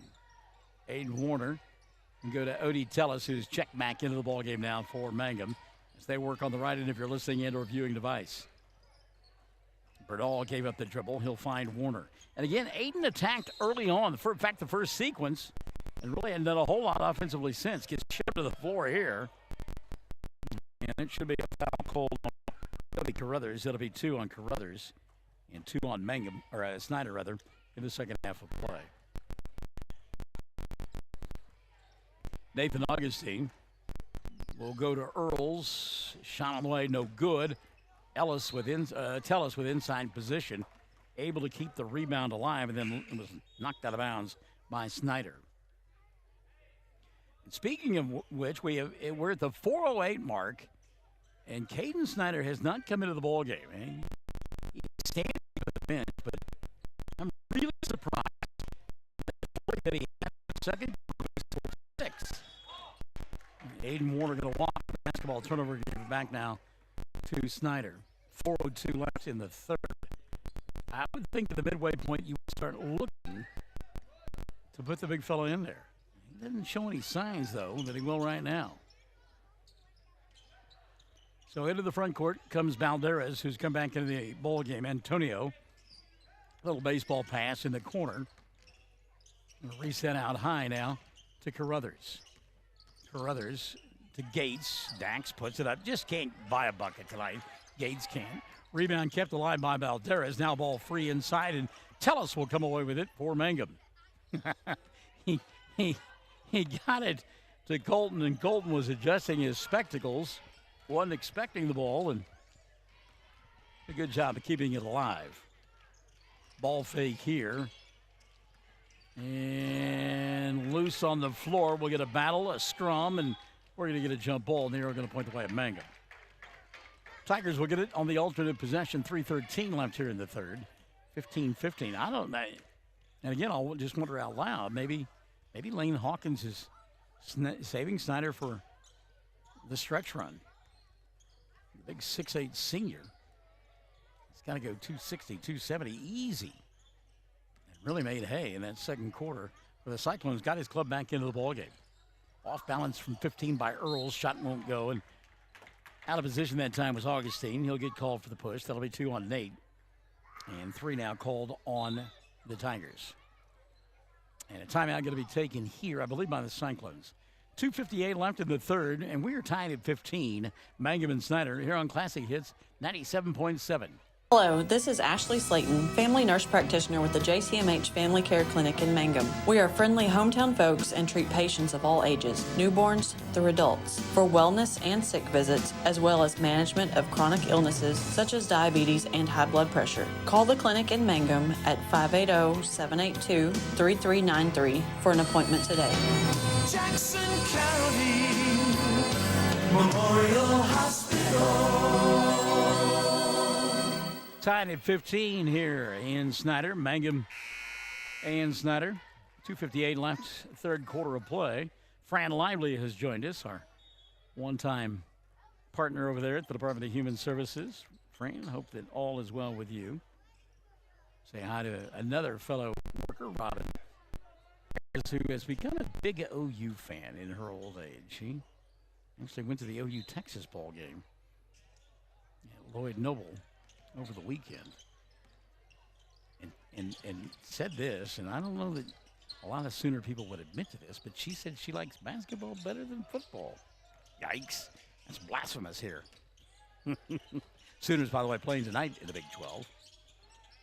Shot blocked away there by Bernal, kept alive, though, by Snyder. 3-ball dialed up, top of the arc, won't fall for Isaiah Gonzalez, and finally tracked down by Earls.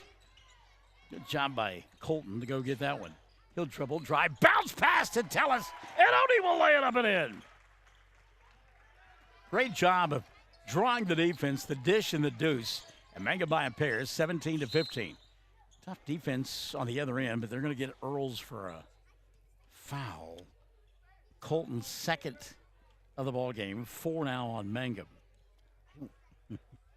I don't know about that foul, and Ryan Bingham sitting to my left, shaking his head, going, I don't think so. Inbounds pass over the top. Balderas will make the catch. Antonio between the two circles, and he'll reset it now to Aiden Gonzalez. So a small lineup out there now for Snyder. They can go 6'5", 6'5", 6'8", but you just have a small lineup in there now, and it results in a turnover. Great hands inside that time by the Tiger defense. Quickness that they've got on the defensive end. I think the smaller lineup plays into their hands. Warner in traffic, puts up the shot after the Euro step. Called it for a travel. That was a late whistle. The shot was already off the rim, and then they blew the whistle and got the foul. 17-15. Minute 30 left here in the third period of play. Mangum by a pair. Could easily be called a carry right to indicate 2 shots. Whistle against Odie Tellis. That'll be number 1 on Odie, number 5 on Mangum in the second half. No, it was on the floor, they said instead. So Snyder will inbound underneath their own window. Skip pass over the top. Caught between the two. Yeah, that'd be great. Water. Yeah. Our good buddy Ryan Granger offering up a water. And we'll get a putback here. But it won't count. Oh, my goodness. Colby Schley with the putback. But they said he grabbed a clear space to get that rebound. And I've got Colby now with 3 fouls. And team foul number 3 on Snyder in the second half. And here comes the big bodies now. Dax Gates going to come back into the lineup. Also checking back in Corey Moore.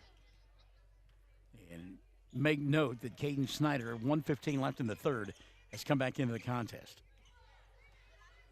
So Snyder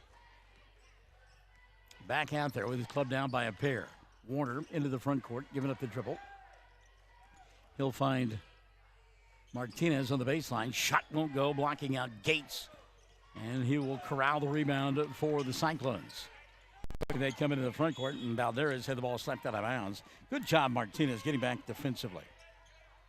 Stops the clock with 54.6 left here in the third. Snyder to inbound down below us. Gates, with those big, strong hands, kept the ball away from Warner. He'll leave it now to Moore. Deep 3 for Corey, and it goes. How about that? Corey Moore. He's got 4 in the lead, 1 now for the Cyclones at 18-17. Colton Earls coming back to the near side to Bernal. Now Martinez. Warner behind the arc, won't take the shot at the free throw line. Bernal. He'll go to Colton. 25 seconds left in the third. Unless they get a layup, you get the idea that Mangum holding for 1 here in the waning seconds of period number 3. A little bobble there by Colton. Good job by Earls to weave his way through traffic. Lost it again. Picked it back up. We're down to 8 seconds left in the quarter. Open for 3. Bernal steps inside the arc. 15-footer too strong. Rebound Martinez trying to beat the clock. Puts up the shot. Doesn't get it to go. And the quarter will come to an end. Thank you, sir. Appreciate you, man. That's good. Thank you. So the quarter comes to an end on that play. 18-17. 1-point lead for Snyder. Low-scoring affair through 3 on Classic Hits 97.7. The Mangum Tag Agency is easy to find at 108 East Pierce Street in Mangum. When you need license tags, registration, driver's license renewal, pipe passes, or real ID, Tom and Cynthia Clark are there for you, and they can help you at the Mangum Tag Agency at 580-782-3004, 782-3004. We yell loud and proud because we love the Mangum Tigers. This is Lori Laughlin from Cattlemen's Bank, member FDIC. On and off the field, we support the Tigers through and through. Because once you're a Tiger, you're always a Tiger. And Cattlemen's Bank is Tiger proud.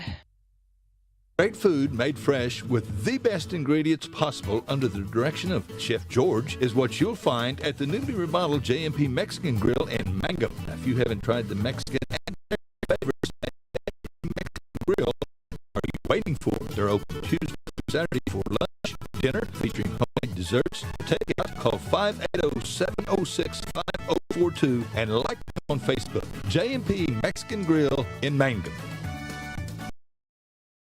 Hold here on Classic Hits 97.7, 18-17. Mangum down by 1. It'll be Snyder basketball in the fourth. They're on the left end of your listening or viewing device. Home white uniforms, black numerals, black and orange trim. And they've got Corey Moore and Dax Gates out there, along with Colby Carruthers. We see the big fella in the middle, Caden Snyder, asking for the basketball. Instead, they will give it to a falling away Dax Gates, who just can't get a bucket to go down. He has had a lot of good looks, and it just can't go in for him. Meantime, at the other end, it's Earls. He'll go to, look out, Augustine. He's going to get tied up, loses the ball. It's still free, and it rolls out of bounds and was last touched by Ian Martinez. Mangum, their road blank uniforms with the silver and orange trim, and they matriculate on the right end of your listening and or viewing device. Oh, by the way, we talked about free throw shooting. Yikes. Combined 2 for 14. Ooh. Mangum, 1 of 8. 1 of 6. Snyder, 3 ball on the way here. No good as it rattled around, but wouldn't stay down for more. Mangum with the rebound. Warner, great bounce pass inside. Shot not taken by Bernal. He'll go to Earls for 3. No good. Put back no good as well, but Martinez got clubbed on the arm, and he'll go to the line to shoot 2. Foul number 4 on Snyder in the second half. And let's see who they've called this one on. It'll be the second of the night on Antonio Balderas. So Ian at the free throw line, shooting 2, knocks down the first. Martinez will get 1 more. He's got 3 in the ball game and is 1 for 4 from the foul line. Mangum now 2 of 7 as a club. Tied at 18. It'll stay that way. Second free throw no good. And Caden Snyder with a rebound. 6:45 left in the ball game. Off the triple penetration, Gates inside to Snyder. Draws the triple team, had the ball taken away, and Martinez with a run out. Doesn't have the numbers, he'll force anyhow. A blocking foul, I believe, will be called. The Snyder fans don't like the call, but it will be a blocking foul called, and maybe the 3rd on Balderas, and it is on Antonio. Team foul number 5 on the Cyclones. Earls out top to Bernal. Now Warner sets. Fires 3. No. Foul. Oh, Balderas picked it up. And Antonio, I've got him for 4. That's right, yeah. Team foul number 6 on the Cyclones. And so now Aiden Warner will go to the line to shoot 3. That may have been a frustration foul there by Antonio. Aiden, first free throw, spins in and out, and it just continues. Warner will get 2 more. 6:27 left in the ball game. That one's good. Aiden with his first point since early on. He scored the first 2 of the ball game. So Balderas will set down, and Isaiah Gonzalez will come back in. 3rd of 3, good. So Warner, 2 of 3. He's got 8, and a timeout going to be taken here. 6:26 left of the ball game. Mangum by a pair, 20-18. We're Classic Hits, 97.7. Folks in Mangum know what to do when they need to quench a thirst, curb a hunger attack, or cool down with an ice cream. They just make the Loop at 918 North Lewis Tittle in Mangum. The Loop, supporting the Mangum Tigers and Lady Tigers. Something you should know about the Kendall Law Office. The Kendall Law Office is family-owned and local. They use up-to-date technology to ensure their productivity provides timely service to clients, and this always includes client access to our firm via email and text. Corey Kendall is experienced, hardworking, and honest. He always puts the client first, and all efforts are focused on the client's best interest. The Kendall Law Office, locations in Altus and Mangum. All right, here's game reset. Both teams with 3 timeouts left on the board. Mangum by a pair, 20-18. The possession arrow points the way of the Cyclones. Snyder has committed 16 fouls in the second half, Mangum with 5, so obviously both teams in the 1-1. Cyclones inbound on the far end of your listening and or viewing device. Doing the honors is Kobe Carruthers. And get it to Corey Moore, back to Carruthers. Trying to spread the floor right now are the Cyclones. And again, watch the big body of Snyder. He is drawing a lot of attention. Caden, all 6'8" of him. Try to go inside to him, and he got surprised by the pass. Carruthers, a little Patrick Mahomes no look, and it went out of bounds. So the turnover, going to give it to Mangum. Remember, the Tigers led at one point 10-2. Martinez, fall-away jumper, doesn't get it to go. Rebound put back. Augustine, no. Inside Martinez. That won't fall, but he got fouled, and will go to the line to shoot 2. And they're attacking the big fellow inside now. And foul on Caden Snyder, going to be his 3rd. And team foul number 7 called against Snyder. So at the free throw line, Martinez misses the first. Ian will get 1 more. So Caden Snyder going to sit down. And back into the ball game will come Colby Schley. Second free throw on the way, rolled in. So Martinez able to bang home one of two. He's got 4 in the ball game, and Mangum leads it by 3, 21-18. A little give and go inside. Schley had the shot, didn't take it. Now he will, misses it, and the rebound going to be cleared away by Martinez. Warner on the run into the front court. His pass over the head and out of bounds. Daniel Bernal could not make the play.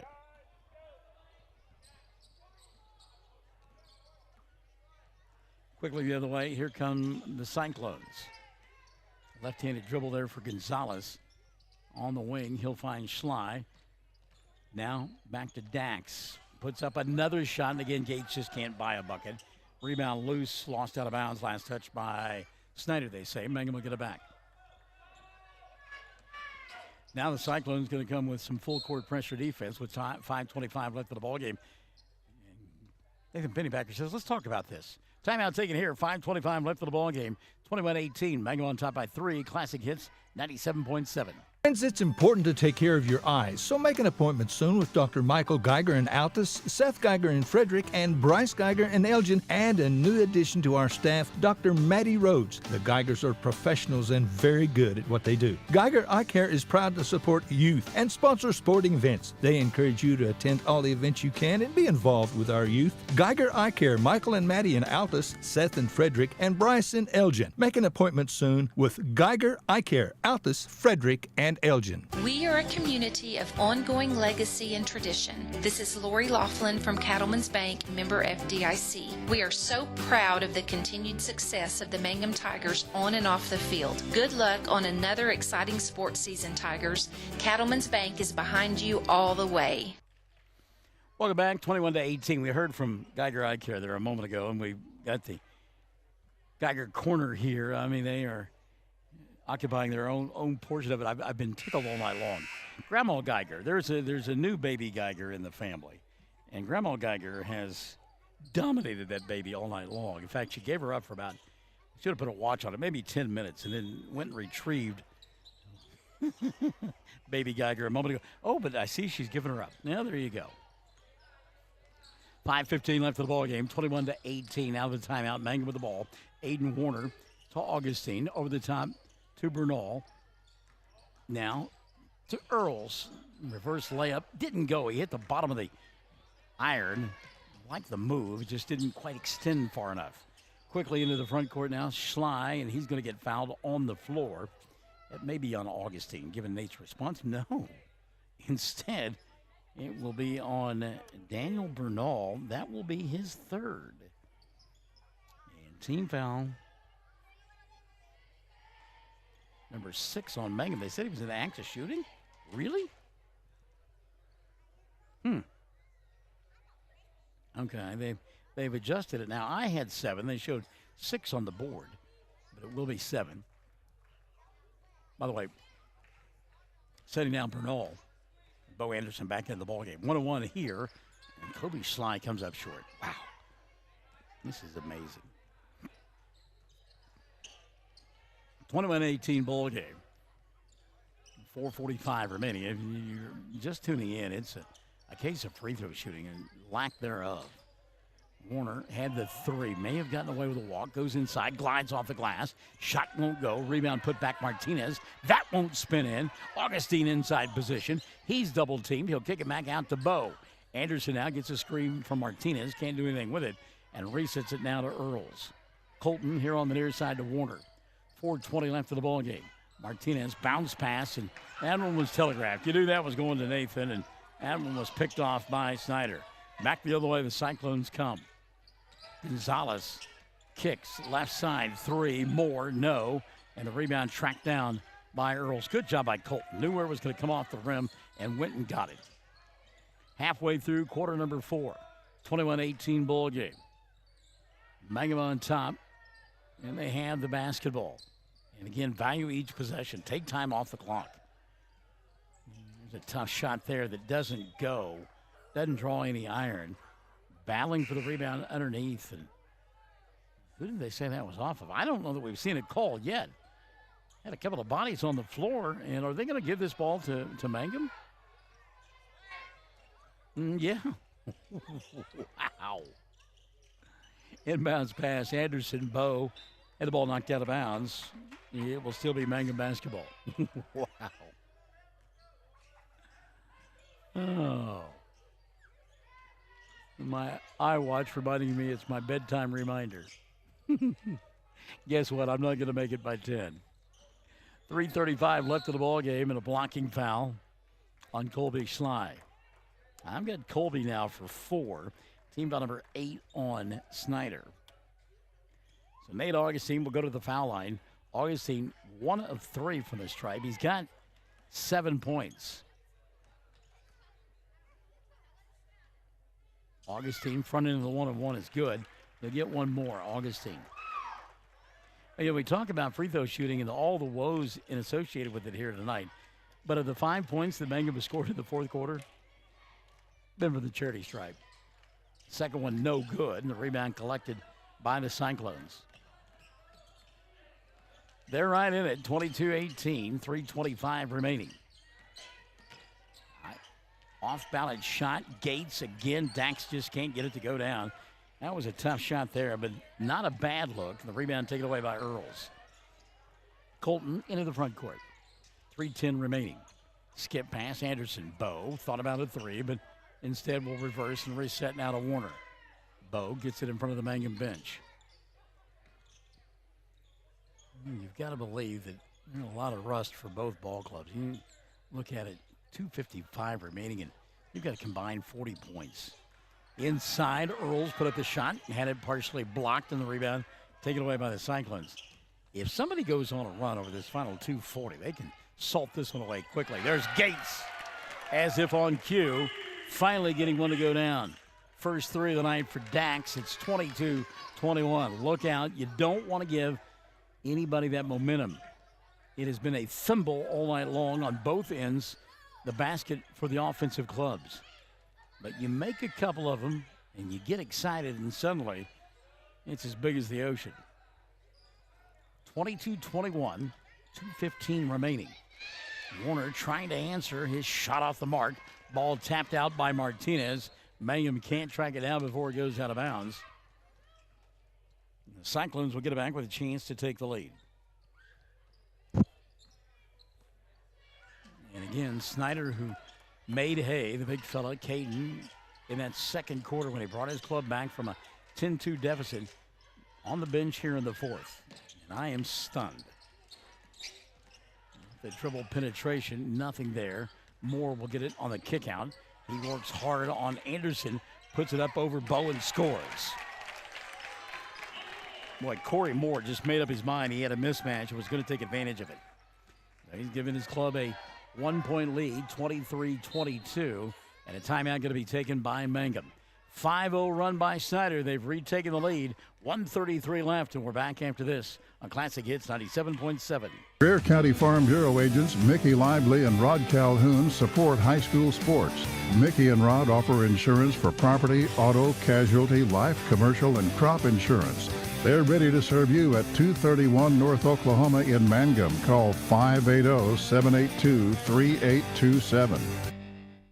If you started college but haven't finished, you may feel like your story is already written. Remember, you're the author, and where your story goes from here is up to you. Finish your degree with Reach Higher at Western Oklahoma State College. Reach Higher can put you on a program path designed to help you earn your associate degree from Western. Start writing your next chapter today. Visit wosc.edu/reach to find out how. Reach Higher with Western Oklahoma State College. Call 580-477-7742. All right, let's give you a game reset now. Snyder by 1, 23-22. Mangum down to 1 timeout, 3 still on the board for the Cyclones. The possession arrow in their favor. The foul situation, Mangum has committed 17 fouls, 18 fouls by the Cyclones, and there's a minute 33 left in the ball game.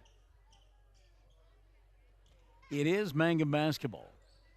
Bo Anderson, Colton Earls, Nathan Augustine, Aiden Warner, and Ian Martinez out on the floor for the Tigers. Timeout taken there by head coach Nathan Pennypacker, no doubt, setting up a design play. baseline move here. Now Anderson sets for a three, doesn't get it to go, and the long rebound going to be collected by Kobe Carruthers. Carruthers then loses the basketball. Great defense by Martinez and company, and the loose ball going to be picked up by Aiden Warner. Boy, a lot of contact in the backcourt as Warner comes across the timeline, and now a push will be called. Wow.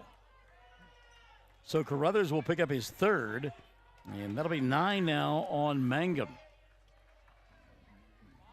Minute 5 left in regulation.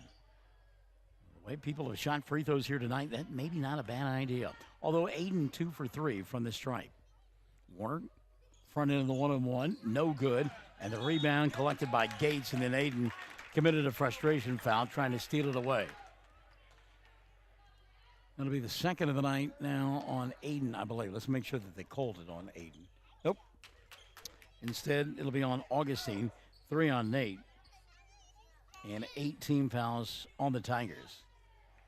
So Dak Gates, who finally got one to go down a moment ago, hit a 3, shoots the first in the front end of the 1-on-1 and makes it, and he'll get a second. And that is now 6 unanswered by Snyder. 24-22, 103 left. Gates has made 5 in a row. Coaches will tell you, we really don't care what you do. Well, we do, but we want to worry more about free throw shooting in the final 8 minutes. Final timeout of the night taken by Mangum. It comes with 59.6 remaining, and they trail 25-22 on Classic Hits 97.7.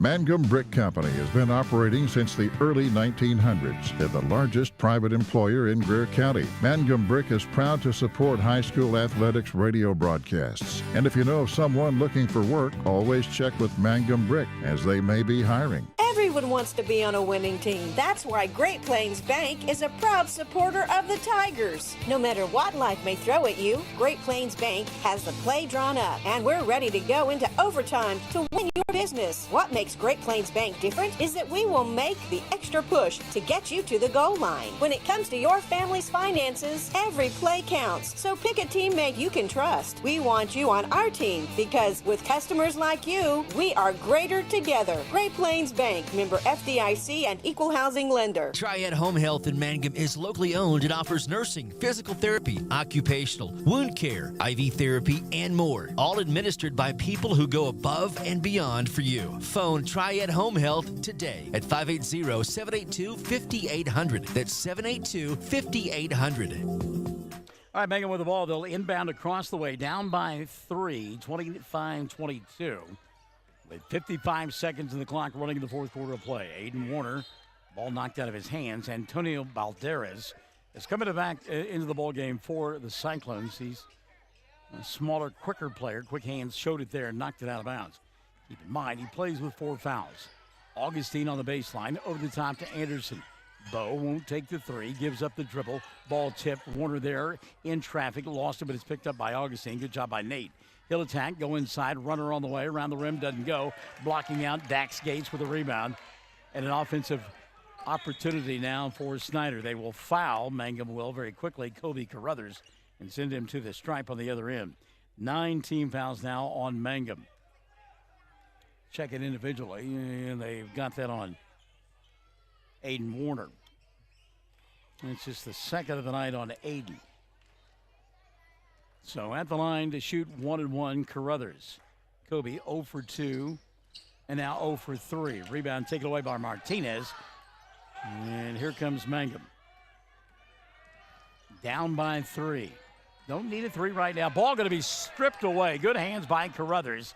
Carruthers with the steal. He'll get hounded in the backcourt. And now this will be a 2-shot opportunity for Snyder. And it's the foul committed with 21.1 remaining. Let's see who they've charged the 10th team foul to for Mangum. And that will be now 3 on Colton Earls. So Gates, who could not buy a shot until he hit that 3 a couple of moments ago, has scored 5 in a row and now 6 as he cannot miss. And that's what shooters do. They just keep shooting. We've seen Dax Gates over the year, and the kid can score in flurries. He's doing that now. Kept missing, just kept shooting. And it got unlocked on that three, and he's got 7 now in the quarter. And his club leads it by 5, 27-22, 15 seconds remaining. Martinez going to cross over, go inside. They'll let him lay it up and in, and they know that there are no timeouts left for Mangum. The only way they can stop the clock, the Tigers, with 7.3 remaining, is to foul. They will do that here. It's a one-possession ball game right now. And as we check the foul, 4th on Augustine, 11 on Mangum. And missing the first of 2 free throws will be Gates. But again, Gates makes this one. And it's a 2-possession ball game with 7.3 remaining, and he did. 28-24, Mangum down by 4. Martinez going to go inside, throw it up, miss the shot, battle for the rebound. Augustine got it and whistle, but they're going to say that's the ball game. 28-24, Snyder comes from behind to win this one tonight over the Mangum Tigers. 28-24, we're back to your totals after this on Classic Hits 97.7.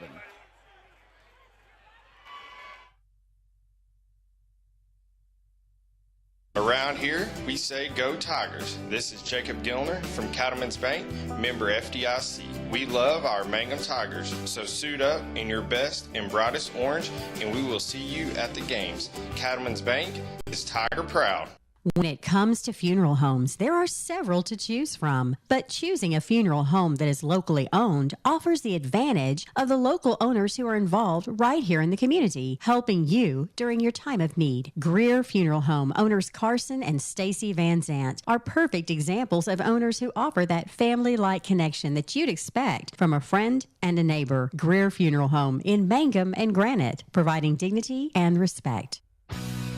Jamie's Auto is proud to sponsor Mangum Tiger sports coverage. When you need a new-to-you reliable vehicle, always remember to visit Jamie's Auto Sales on Lewis Tittle in Mangum. Jamie makes it easy to buy a great used car with 5 lenders available, and your new-to-you vehicle comes with a 3-month 4,500 GWC powertrain warranty. Talk about peace of mind. Remember Jamie's Auto in Mangum for your next vehicle purchase. And go Tigers!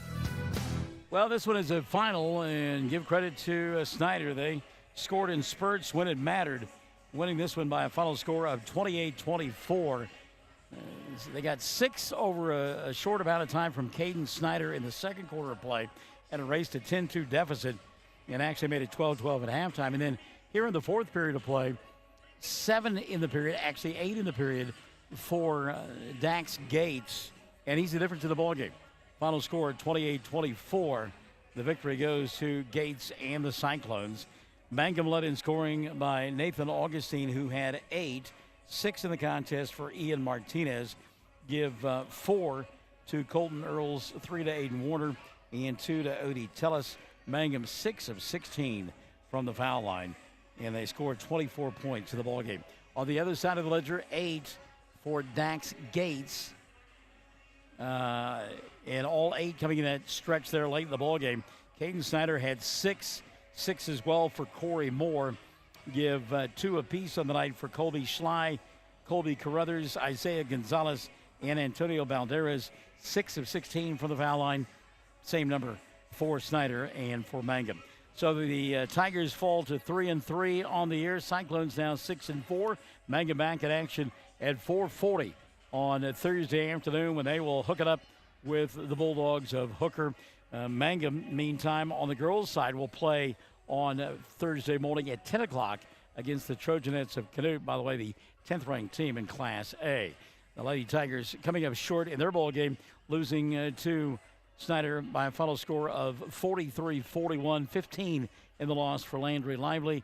Riley Granger had 10 for Snyder. For our producer-engineer, Shelley Fox, who did a marvelous job here this evening in the clutch, I'm Michael Barnes. Thanks for joining us for Mangum Tiger and Lady Tiger basketball. Join us again Thursday morning at about 9:45 from Merritt on Classic Hits 97.7.